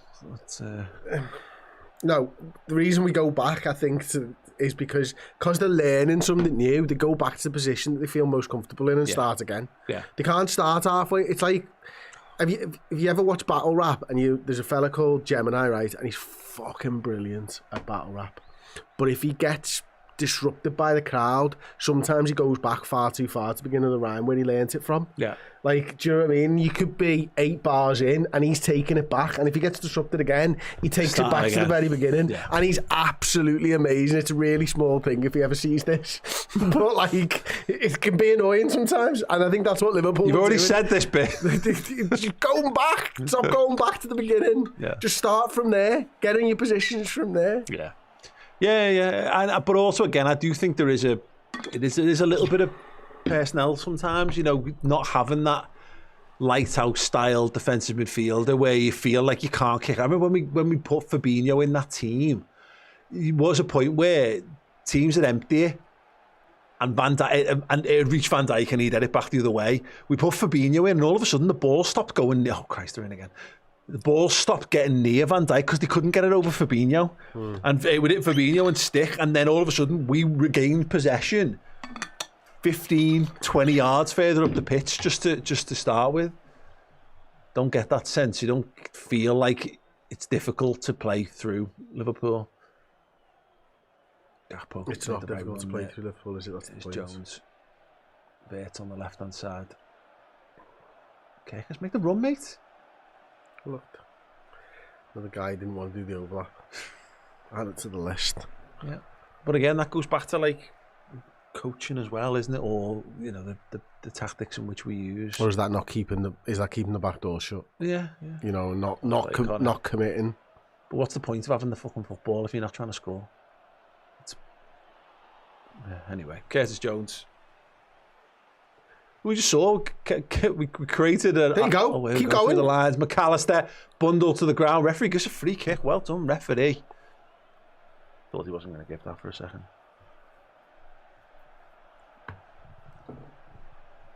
Not at Liverpool. It's a good place. Wirtz took the last one in the Leeds game, didn't he? From sort of a little bit closer than here, but there was a little bit of it seemed like an interesting chat between him and Szoboszlai for that one. I wonder if Szoboszlai gets to take this one because Wirtz took the last, and am I right in saying Wirtz hit the wall as well? Yeah.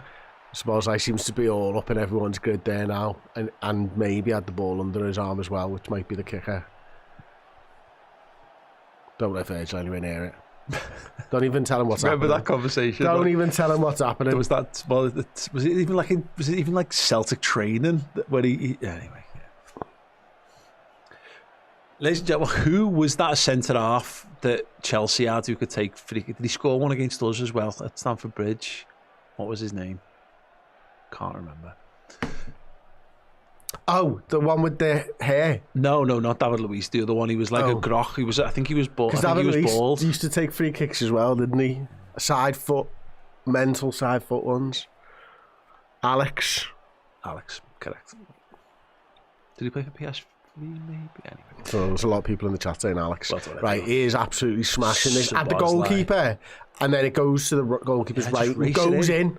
Just get it past the wall. Our lads are going to dive out the way here. Come on, Szoboszlai with the free kick. Up and down and wide. Yeah. But not down. Fucking hate knuckle ball free kicks, you know. It's just not knowing where the ball's going to go, it seems like. I mean, that's fucking shit. That's just wank. Absolutely wank.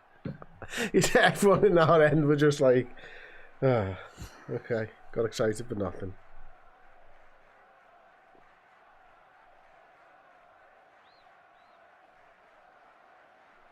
Done, good pressing there from Szoboszlai. Well done, Bradley. Come on, can you find a pass? He's going to stand it. Oh, he's gone flat. Look, there's one man in there with 3, 4 of them. Szoboszlai. Bradley's in the box. Oh, no. Goes back to Szoboszlai again. Picks out across, headed away near post. Gravenberg. Szoboszlai again. Keeps it in, does well. Gets to the byline again. Cross the corner. Well done. Well done. It's been a better start to the half. I mean, it couldn't have been much fucking worse. We're really good at scoring from corners, so this will be good for us. Ding dong, Adam Briggs is gone. Who's in charge now? Just now they're just like, listen lads, just fucking kick it in the box. Kick it in the box, do what you want. I think it's all bollocks anyway. We don't own Gabriel, so there's fucking no problem. Just kick it in the box. Okay. A couple of big lads there wanting it. Szoboszlai goes. It's round the crossbar. Was it McAllister? What I think is? I don't know. It's got to be McAllister. It's surely Macher. Corner again. What a corner it was. It was right on the money.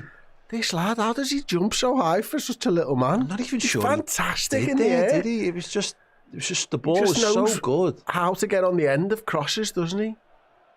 Oh, it's twice now Liverpool in the woodwork. Szoboszlai again.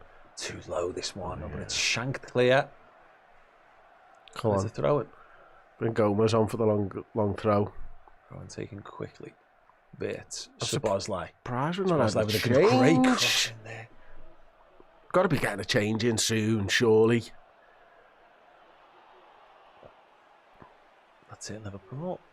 Trying to get in the faces. It does look like we're trying to press the last sort of, this half. It's nice. I just don't know why would you not? Why would? There come Fulham building uncontested. Maybe that's why we don't press, because we've got no fitness whatsoever.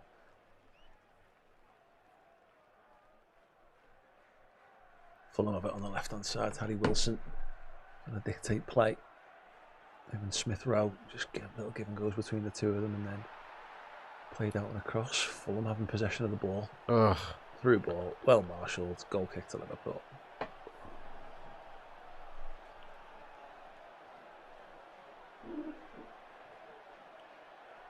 Gets a bit lucky there, I think we do. This header though, just gets away from his man. Pushes his man away. Yeah, well said. Get away, Gets away from his man, aka you can go over there, I'm staying here. Brilliant. Unlucky. Come on, lads. Let's have a little change. What change would you make? I would bring Rio and Gamoa on, and Frimpong on.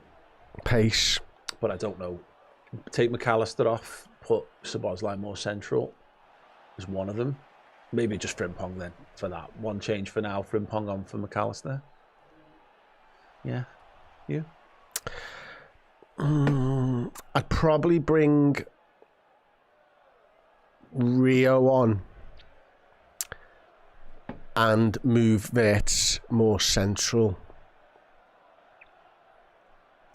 And I'd probably, I guess the manager's going to bring Frimpong on and drop Szoboszlai back to right back. That's not what I would do because I'm not sure I like Szoboszlai right back. But the thing is, it's all to get just pace, mate. But Also, just pace. I've got no idea what our fitness situation is with certain players. So not only these are things we're not privy to, and I'd make this change and I'd make that change. I don't know if Gakpo can do 90 minutes. So is that just that's a fucking ball and a half that. Wirtz now left-hand corner penalty area. There's Kirkers. Got no one with him. Still dancing because he's got to do it all himself, Chris. Because he's got no one to fucking pass. But he had the pass. He chose not to play the pass. I think he looked up and Kirkers was coming in at like 400 miles an hour. And then he kind of gets in the way then, Kirkers.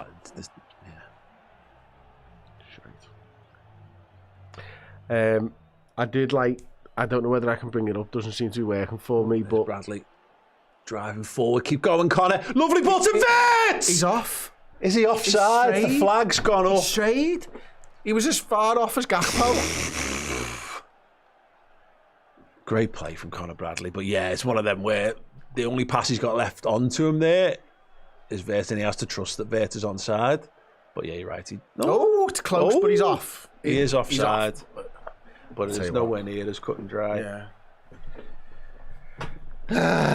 Better though. I did like this comment though from Borak Mez, who said, personally, I'd change the manager. Hey, it's a good way to do it when you ask about the subs.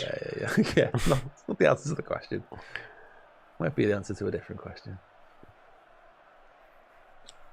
They're just checking it. I mean, they have to give check us it. that little bit of hope, and then they're going to take it away. Dashed. Tell you what, you finished it well. Left-footed. Relax. No. We're 1-0 down away at Fulham. Absolutely impossible to relax. Hold. The longer this goes on, the better I feel.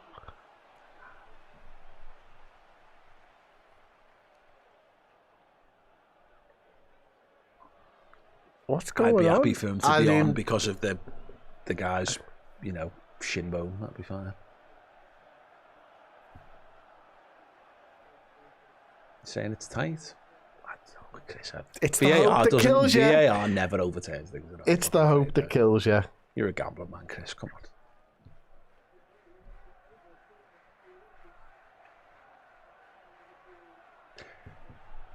It looked offside to the naked eye, is what I'll say on that one. But it goes back to, I think, we haven't talked about this in a while, of the camera angle from the TV isn't always the camera angle that's being used by the VAR. Could be even more offside. It could be even more offside, yeah. It might be on. You never know. Let's hope it's on. It's got to be tight, this.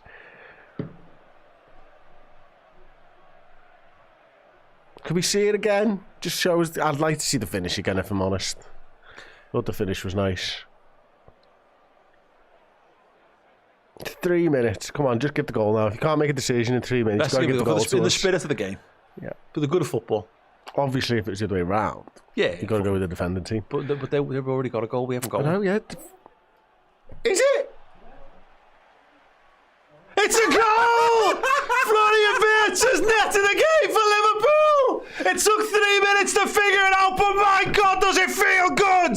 A VAR overturn in Liverpool's favour. Mark it down in your calendars. Remember this day, ladies and gentlemen. Where were you in the 59th minute of Liverpool versus Fulham? He looks so offside. Looks offside to me, Chris. There's lines on the pitch in the grass. The lines aren't straight then, are they? It's a goal to Florian Wirtz and Liverpool, and it's 1-1, and we're back in this game. Look, he's miles onside. You can see it. He's a big toe onside. You can see it miles. Fucking ridiculous. You could get a ruler in there. No problem.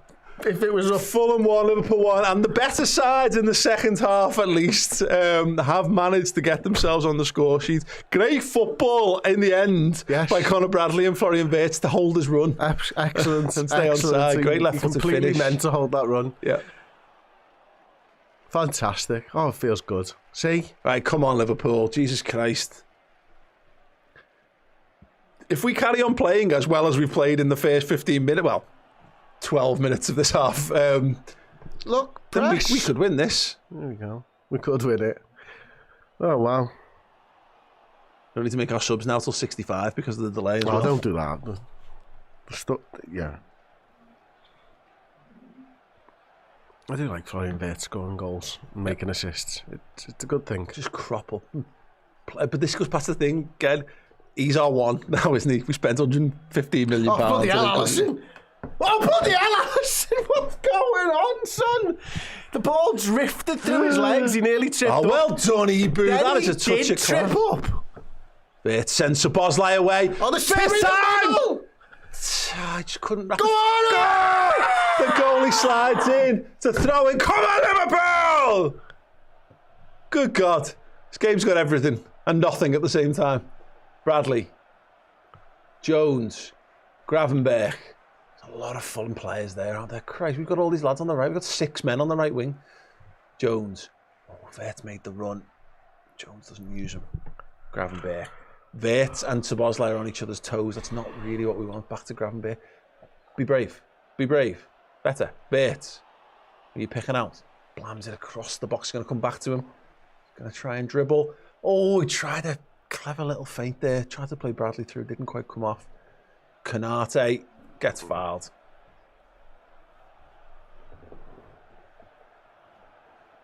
Well, ladies and gentlemen. How are we feeling now? Yeah. Slot in. Hashtag. Oh, don't. You dickhead. He looks so offside to me. He looks so offside. He's looking at foot on his foot's over the fucking line. The line just can't be pitch. straight. That's mad, that. That's fucking mad. It's a great finish. Oh, I'm finally fucking- get to see it back. Fucking Twitter meths are going to be all over that one, aren't they?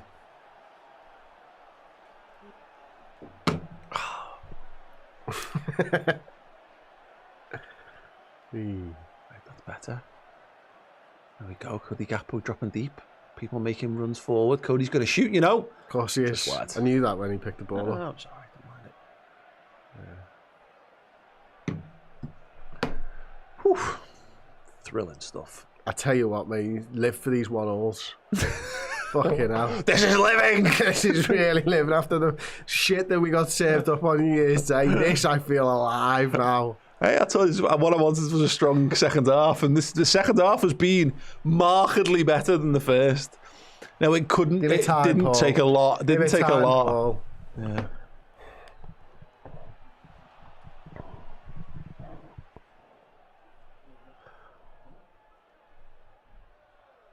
Ball over the top, well brought down by Bradley, and then just sends it back up the other way. It's trying to disrupt. Go on. Curtis Jones does really well. Can he get on side? Oh, He is. he's I on, think. you know. Oh, The it's ball just wasn't quite too right. heavy. And The the keeper keeper claims hit it. I think he had to play it quite heavy to get it through the Leeds players, and obviously that meant it would end up in the goalkeeper's grasp. Enunciate. Again, no better. Curtis Jones did really well there. This is the issue, though. It comes back to it of we'll need to make substitutions. What does the sports science say here? How long can Wirtz be on the pitch for? How long can Jones, Gakpo, Bradley, God, even like McAllister, how long can he be on the pitch for? This game is. I could see this game being elevated by Frimpong, but it's who has to make way to allow that to happen. Where's our central midfield? They're sucking the fun out of football, aren't they? Fucking sports scientists fucking chatting about fucking stuff like that. It's crap, isn't it? Yeah, well, it's all. Yeah. I know it is, but it's crap, isn't it? It's just boring. Yeah. No, you got to manage his minutes. It's not real. I know. But just to be clear, by the way, this is not. We're not doing Brexit here. It's but boring. Yeah. Fucking talk about how many minutes someone's fucking played. Oh. Never let truth get in the way of a good story. That's what I say. Let's talk about Bert Troutman and, broken collarbones and all that kind of stuff. Newcastle Palace. Newcastle have scored.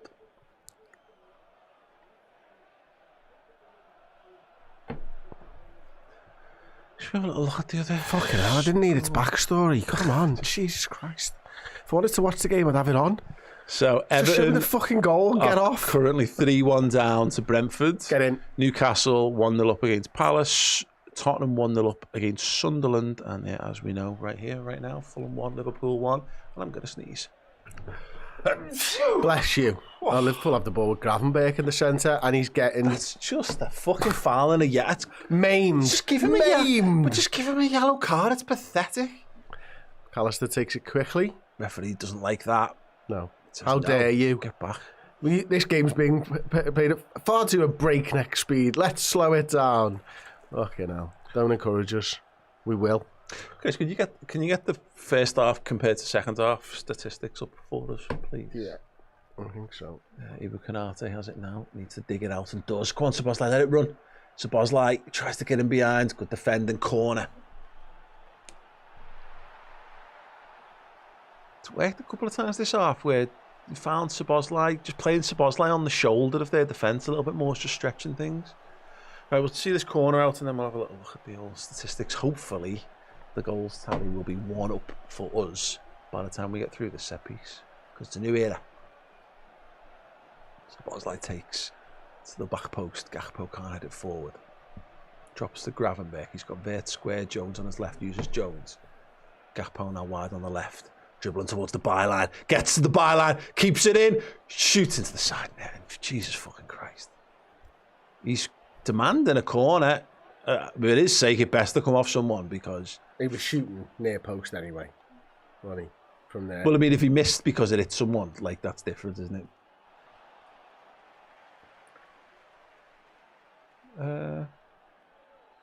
It does come off him, I think. Maybe his knee. I don't think it really changes the flight of the football. Past that, haven't you? Now he's Fulham looking to drive out from the back through the middle here.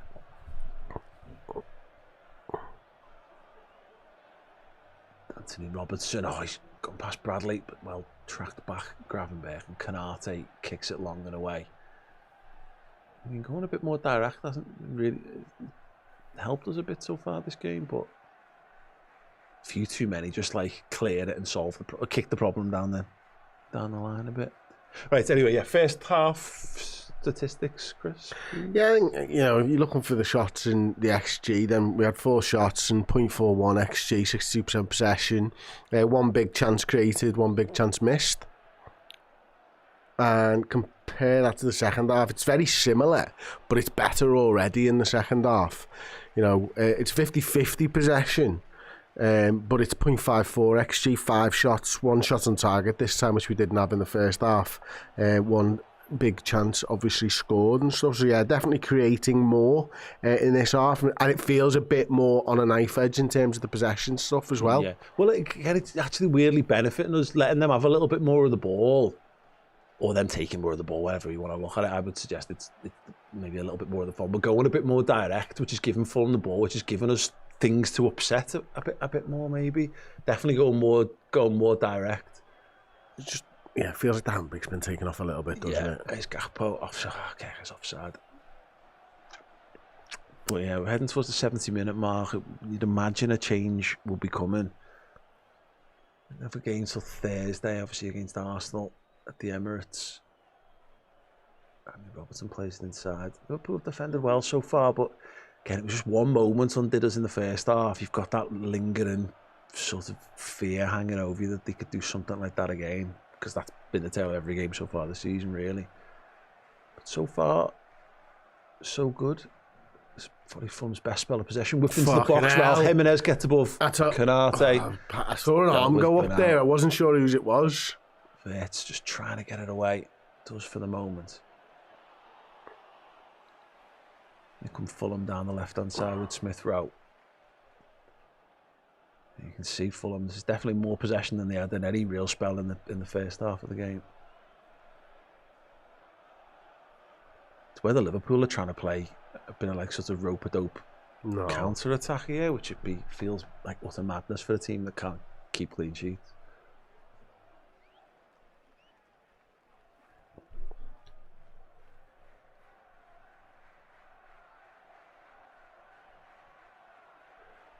Sunderland have levelled up against Tottenham Hotspur. Standard Sunderland, that, isn't it?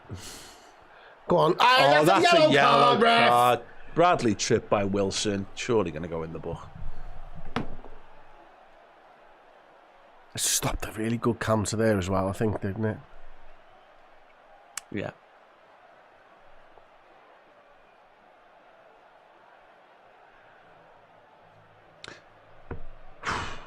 I mean, is they shouldn't you don't know what you're doing to the referee? I mean, look, Wilson just Kicks both of his ankles. takes him out. It's like the most obvious yellow card there's been in the game of footy. It's one of them where you should call it as you're doing it. Yellow! As you take his legs off, because you know that's what's happening. It's the yellow card equivalent of a nutmeg. Ibu Kanate. Right, Liverpool have possession. Now it's on them to craft something moving forward. Gravenberg getting into trouble there. Anthony Robinson comes away down the left. He's a good player, isn't he? He is really good. The only problem with him is I think he's just missed his chance. Oh, fuck off. Age-wise, he's a little. I think he's like 28. So if he was 24, I'd have been all over him. Right, Harry Wilson getting in space there with that left Harry foot of his, Wilson's mate. zone. Bloody hell. The worldie zone for Harry Wilson's. It's a deflection. It's a corner for them, innit? He's done well. If anyone will know about that as well in our squad, it will be Kurt. Lukic and Wilson over this one corner, near side. It's interesting they've got two men standing over it just to confuse Liverpool a bit with it. They're just going to tap it and have Wilson whip it maybe. Oh yeah, steps over it. Wilson takes. Kanate does well. Heads it away. Liverpool need to get out and get in their shape again. Wilson's in space. First touch as well. Wirtz fighting with him. Stood up, headed again. Oh, fuck off. Kick. Don't be a tit. Fucking ludicrous, that. No, it was Jimenez. Oh dear. Yeah. Lost this lack of spatial awareness. Luna! So it's Fulham who are going to make the changes. That's Sander Berge coming in and some other lad who I don't know. Kearney goes off. Anderson takes the captain's armband for Fulham, if you care. There's nothing like running your team into the ground when you are worried about minutes for everybody right before you play the league leaders. Here's the pull. This is where we're at, Chris. There's a cold dread that runs through every aspect of this football club right now. And look, if you're playing it safe, seeing what Fulham's big hit is in terms of, changes is not, that's fine. You can do that. Managers do that in plenty of situations. But you're right. It does say to me that at 70, coming up on 74 minutes, that we're not totally convinced that any of the subs we've got to bring on are. Oh, there's Frimpong ready to come on. So that was the obvious one. I think there was someone else there. I'll have a look in a second.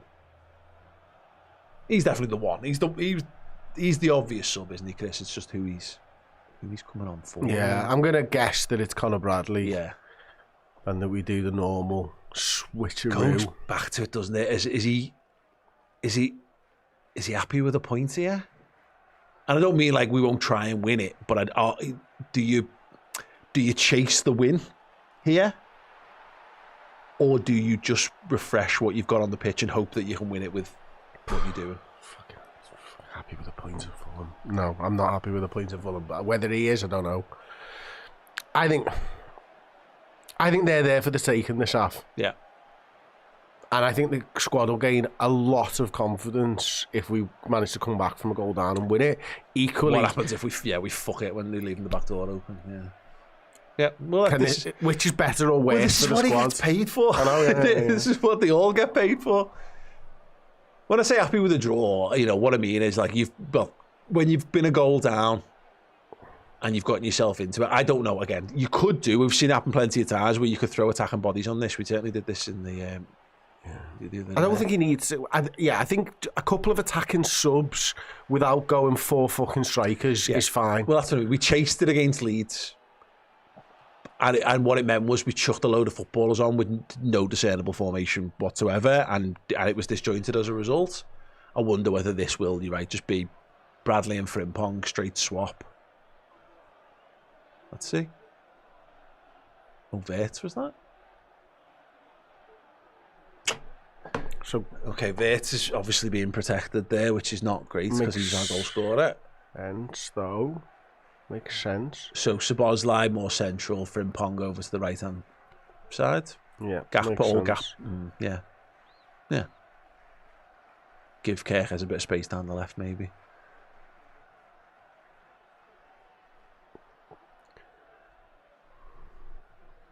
Okay. Well, 15 minutes of football. Liverpool have been the better team, although Fulham have kind of ground their way back into it over the last 5 minutes or so. Yeah. So let's just see how it shakes out. Looks like Frimpong's high and wide on the right hand side. It's going to be him and Bradley. They linked up quite well the other week, didn't they? There's Bradley again. Tried to give over Frimpong to chase, just didn't quite get the right connection on the ball. Fulham go long and over the top, and somehow Raul Jimenez is in behind. You've got to deal with that. Fuck off! Alisson has spilled it. Harry Wilson! He's hit the crossbar, defend it! Oh my God, I thought Van he Dijk kicked kicks into it his own over net. the bar to make sure. Good God. One long ball. Oh, Alisson looks hurt there. Good God. It's damn close. I mean, look, that the foot race that Konate should be winning all day long, but Alisson just doesn't get hold of the ball. I think Van Dijk gave that up as well. Fucking hell, Van Dijk scored an own goal, mate. I mean, if he'd managed to kick that in, that would have been fucking impressive. I'd have probably celebrated that. It was so wild. Wilson just floated it up. Is he trying to kick it forwards or back? He's trying to kick that forwards. He's not trying to kick it Bent over the his bar, knee. is I he? think he's just trying to hook it over his head. Anyway, he did. It's a corner to Fulham. Got to defend this Reds. Near post, looking for the flick on. It's heading away.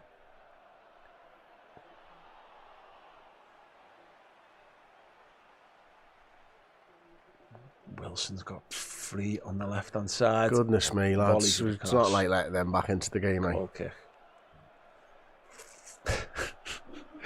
Remember that little spell in the first 15 to 20 minutes, the half, when we looked really good? Where's that gone? Straight into the rear view mirror. Got the ball though now. What left? What have we got left? Zingamoa, Chiesa. Yeah. Chiesa for Gakpo. 16 maybe. or 17 fucking draws by the looks of it.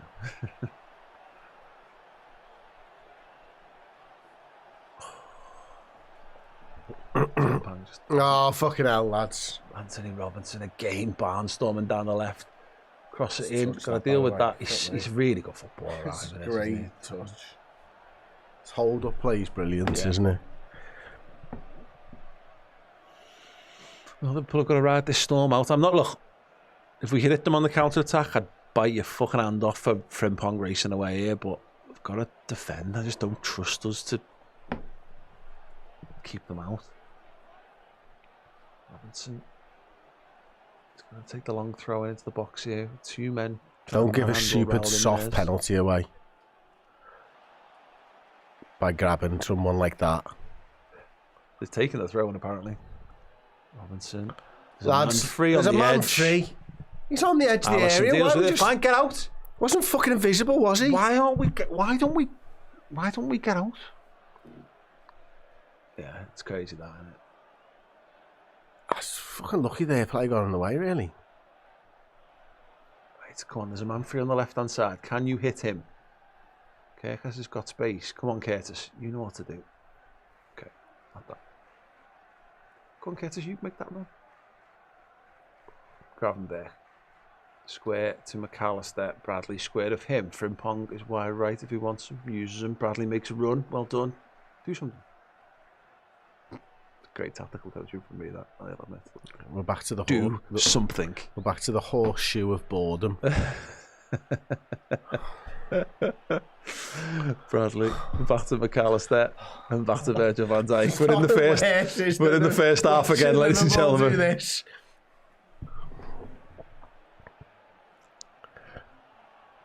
And we'll go back. Well done, Kurt. That's it. Oh, We'll go back. gotta trust yourself to make that pass. McAllister, Gravenberg, Cody Gakpo. Look, he's anticipating a pass that's just not coming. We've made a lot of runs that haven't been. Go on, mate. Go on. Didn't get around the ball. Surely that's got a kick. bit of deflection. Nah. It's a terrible cross. Did it even land in the area? Well, yeah. Remember when I said if we just carry on playing like this, we could win this game? Why didn't we try carrying on? We could have tried to carry on like that. We looked all right. Oh,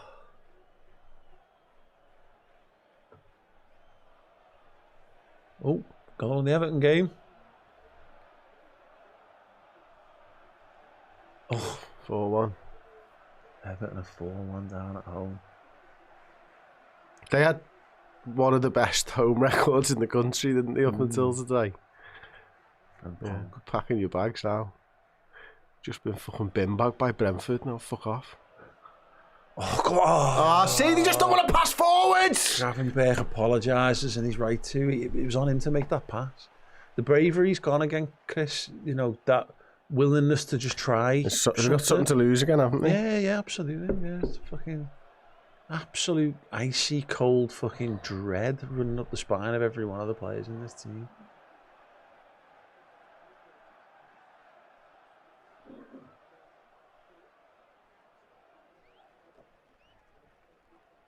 And I make the point: if you want to finish in the top four, then if you want to finish fourth, then a point from this situation is all right. But if you want to at least put up the pretenses of more, then you need to go and win this game.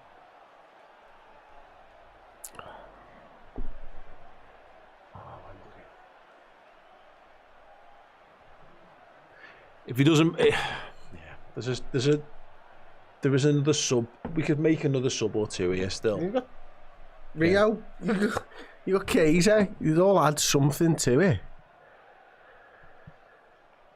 But it's not. It's just not a Chiesa game of football. This is it. Chiesa's what kind of player where it's manic and it's in and around their box, and he might just crop up with an odd bounce of the ball and stick it in the back of the net. We've not created that environment in this last 10 minutes at all. I don't see that he's any worse an option than Gakpo. No, but yeah. I don't think. Is it a Gakpo centre forward game? Fuck knows. No, you know what I mean. So having someone on there who just takes shots isn't fucking a bad thing. Oh well, and Casey just seems to make it manic as well. Yeah. Jones, come on, that's better. Curtis Gakpo brings nice it down, finds a pass. Kerkez with the cross cleared away. Better though. Yeah, better. Good centre forward play by Gakpo. He came back to the ball. Good midfield play by Curtis. That's what you've got to do. Someone's got to be brave in possession. Goodness me, we know what he's going to do. Oh yeah, God. There's that icy cold dread down my spine. If I didn't have it before, it's quite arriving in the form of a Dharma Traore. Oh, who's our sub? Was it Kate? Will he do Robertson maybe? Not that I would agree with that, but Manny Wilson going off. I don't care.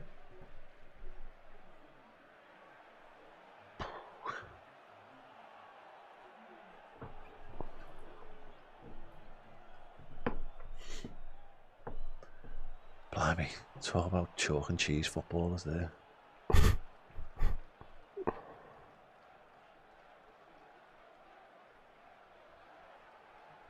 There's Raul Jimenez going off. Liverpool have been utterly terrorised by backup strikers all season long, so this should be fun. And what are we? Chiesa, yes. For whom? Are you chasing this game? Curtis Jones.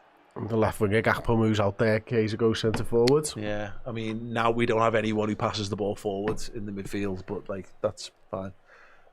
Did say that he's obviously managing Vert. Okay, straight over to Gakpo. So Score. yeah. See that thing where you passed it to the overlapping run? Do that again if it presents itself. So Boz like digs one out. It's a big ask of Kirk. He done got well. a great header there. McAllister nods it down to fucking no one. Come on, Liverpool. Well done, Sobbo. Well in. Well done, McAllister. Okay. Looks like he got fouled to me. Referee says play and it can Fulham. There you go. Kirkers panics and just boots it clear. Well done, Connor. Saboz's light for Frimpong. Throw it. Let's just say it's Fulham throw it and move on because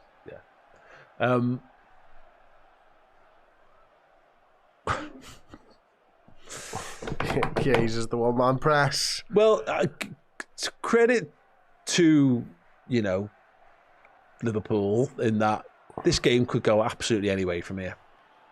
Okay, why are we crediting Liverpool for that? It's exciting. Is that what they want? Isn't that the beauty of football? No. Yeah. I have got no idea how this game's going to end at all. I'm more inclined towards us throwing this one away later, if I'm being honest, but that's where I am as a person right now. I think it's going to end 1-1. That's the smart money, Chris. But is it at the same time? This could again. I could see a world where we grab something here. I could see a world where they grab something, and I could see a world where nobody grabs anything. Oh, don't be bullied, Frimpong. Good cross. Oh no, well blocked. Sabozlai just hammers it clear. Frimpong running chewing up the grass. Frightening pace.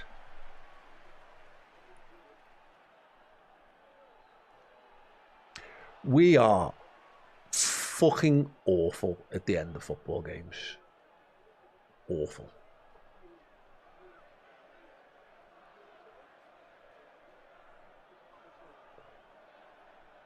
Once again, Look at the big gap, by the way, between the four players who are pressing and him, and all of that. What's the point? You obvious. can't press with four lads. You've got to press with everybody or nobody. He panicked again.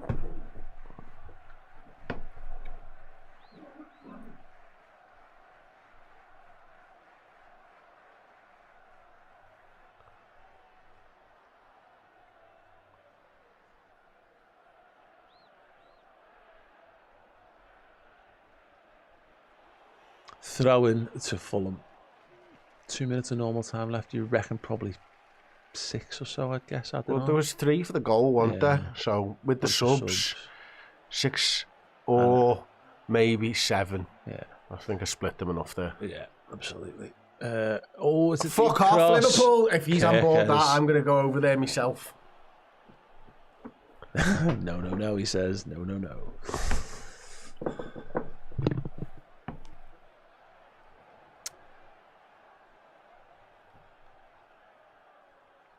Gravenberch to just... Oh, he's done well there, actually, Kekes. Yeah. Really well.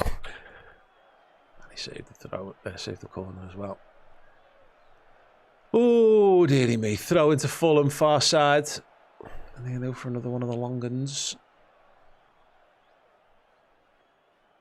Fulham fans are chanting VAR. And, of course, it's not, because it wasn't. I'm going to go for a... far throw. I'm going to whip it. That was a terrible throw in that one. Headed backwards. We'll need to get on this one, Bradley and Frimpong. Well done, Connor. Come on, Jeremy, get up there.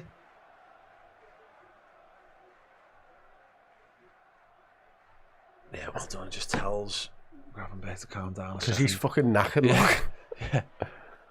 Gravenberch, who's got the switch? Wow, Everton got another one back. Oof. It's all going off full time.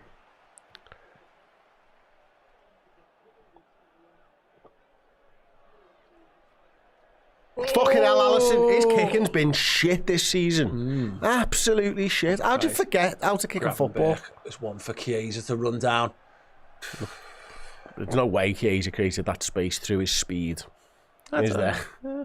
He must have been offside. He was offside there.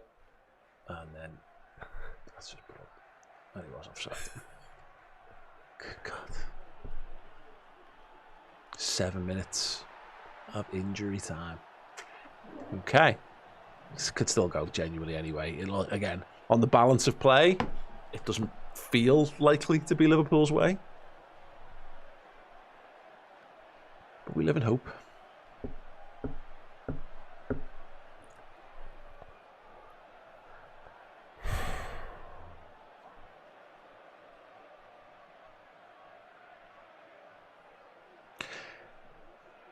I wonder, like, let's say... Oh, don't get bullied. For talking's sake, you got a manager in who's the high press manager. Let's say you bring Jurgen Klopp back, just an example. I don't think this team are fit enough to play that type of football. They just look... yeah. I'm trying to stay out of all of this because I've got a whole thing I want to talk about on the podcast around this tomorrow, to be honest. As I sort of said in the first half to you, I think it's Liverpool's biggest problem that we don't press. Mm. Bigger than all the other problems put together. Just don't make life difficult. We're not hard. We don't feel hard to play against. You don't get the sense that you've people come off the pitch going, "Fuck me, that was a ride." That. Yeah, I agree.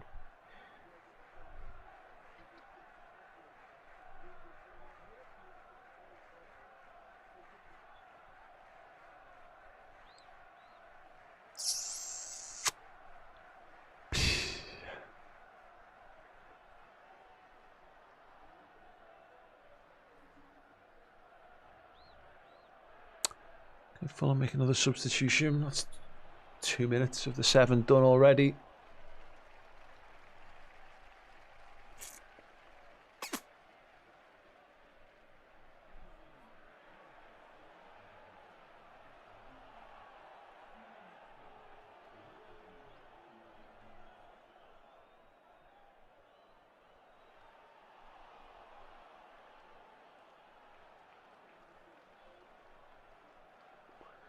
Fulham spray it left again. Fulham have just been the team taking it to Liverpool much more in the second half of the second half.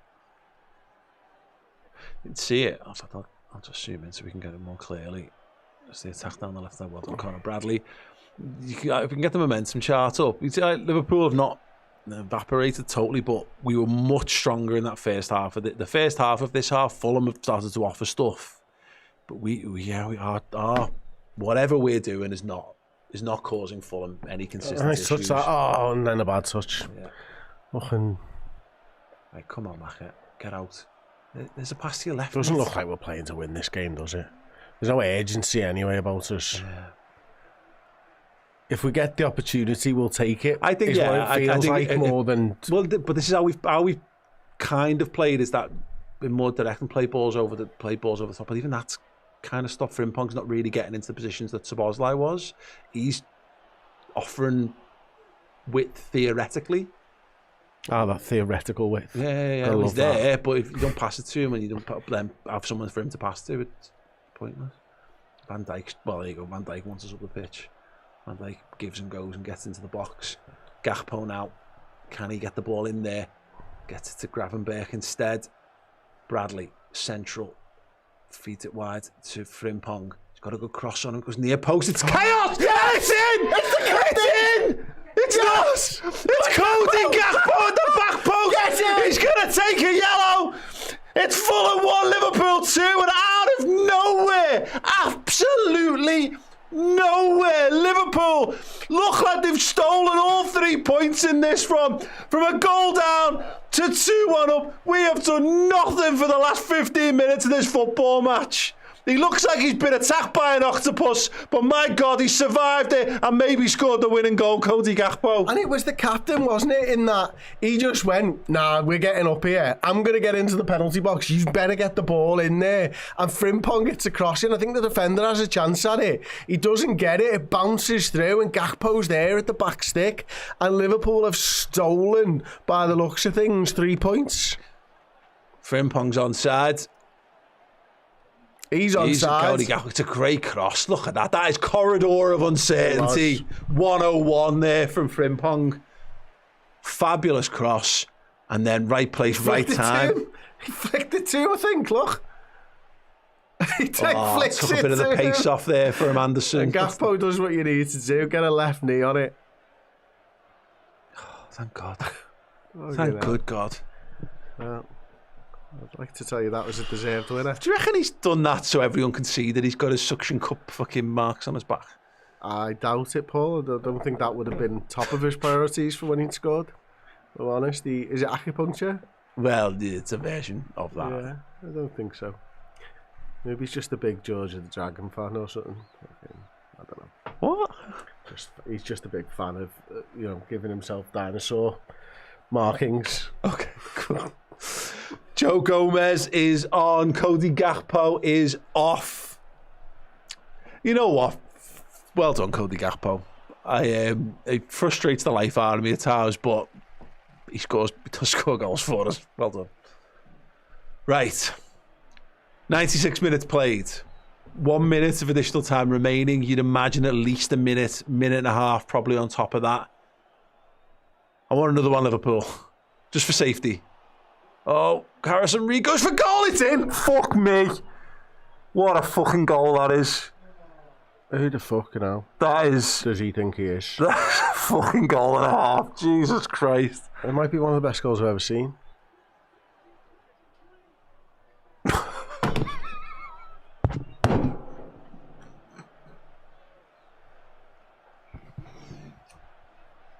If you're new, welcome to supporting Liverpool in 2025-26. Good God. It's definitely the best goal of the year.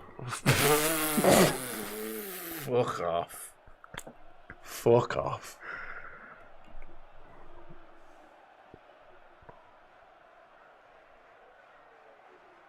Yeah, and I know they'll be like laugh. Closing down, but like fuck off. Like that's just not fuck off. You could hit that 1,000 times. That's as far away from a shot as I've ever seen Alisson.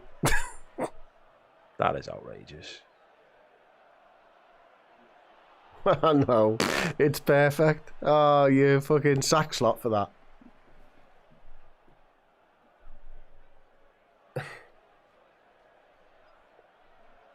Fucking hell, mate. They've had fucking 2 shots. Who the fuck does he think he is? Who the fuck do you think you are? Fucking goal. Are you having a fucking laugh?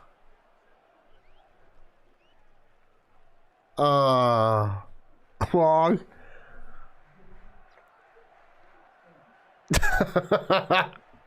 I fucking hate yous.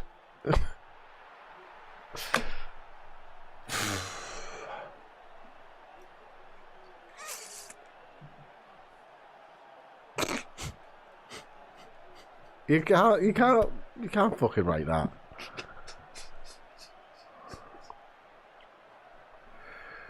Jesus Christ. Ah. You fucking end it.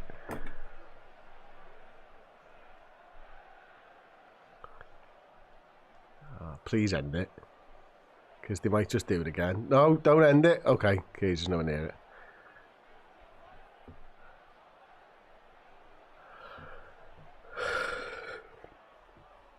Some goal, that lad. Some goal. Put it in again. Oh no. Well done, Alex. You. Jesus wept. Come on. Chance. He's Keep fast it in, enough. Jeremy.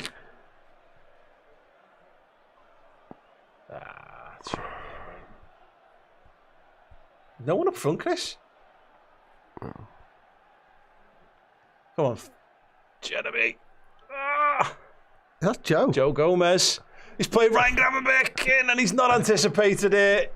You fucking gang of nuts.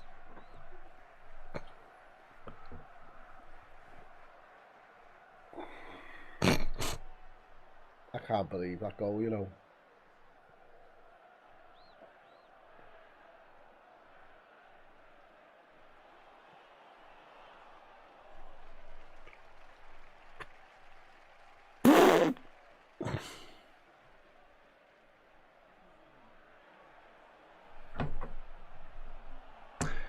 Fulham 2, Liverpool 2. Good God. Wow. Oh, that's painful, that, isn't it? By you know, Cody Gakpo's as distraught as I am. Yeah. That should have coded. Well, when I said the game could go any way, I honestly did not even in my wildest dreams think it would end 2-2 from that situation. Fuck me. Well, yeah, there you go. A game that started 15 minutes late. Liverpool went behind to Fulham's only sniff of an opportunity in the first half, even though the Reds were dreadful throughout the first half. Second half, they were better, got themselves back into it. Then they were rubbish again. And then they grabbed a win, it appeared, right at the death. And then Harrison Reed just scored a pop goal of the season contender at the very least. And it's 2-2. That's another poor performance by Liverpool, isn't it? Yeah. I mean, when you look at the full, 100 minutes or something, it's just nowhere near good enough again. Like, we shouldn't...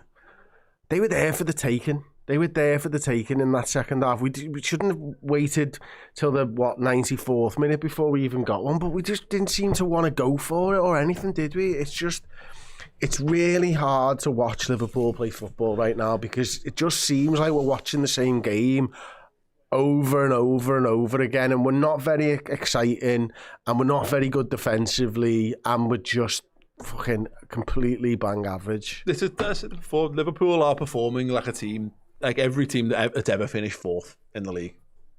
Teams that finish fourth don't go 8, 9, 10 game winning streaks. They don't. There's a reason why Villa matched their entire club fucking record for consecutive victories the other week, because that's what it's like. It's fucking, but yeah. Liverpool need to get better. They really do need to get better. It's not good enough. Chris, who was your oosh man of the match? Oh, for Liverpool.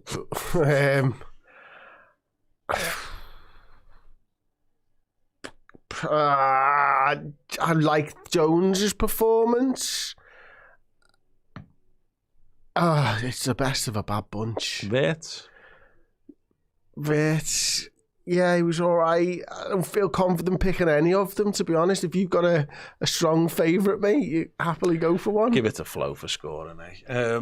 Yeah, cool. Before we go as well, big thanks to Oosh for partnering with us this season. If you fancy a chance at winning hospitality tickets to Liverpool versus Burnley, click the link in the description underneath. Tickets for that one are discounted down to $9.99. 199 tickets available, just 15 sold on that one, so you got pretty good odds of getting that, getting those hospitality tickets for that one. So yeah, click the link, head to oosh.co.uk, and yeah, maybe that'll cheer you up, because Liverpool on the pitch are not doing that job for us this season. Thank you so much for watching us, for sticking with us for the watch along. Player rankings will follow over on Redmen Plus. The final word is tomorrow morning, and me and Chris will be in for the Redmen Originals podcast, where he will spill the beans on his big pressing issue. But other than that, thank you so much for watching, and we'll see you all soon. Ta-ra.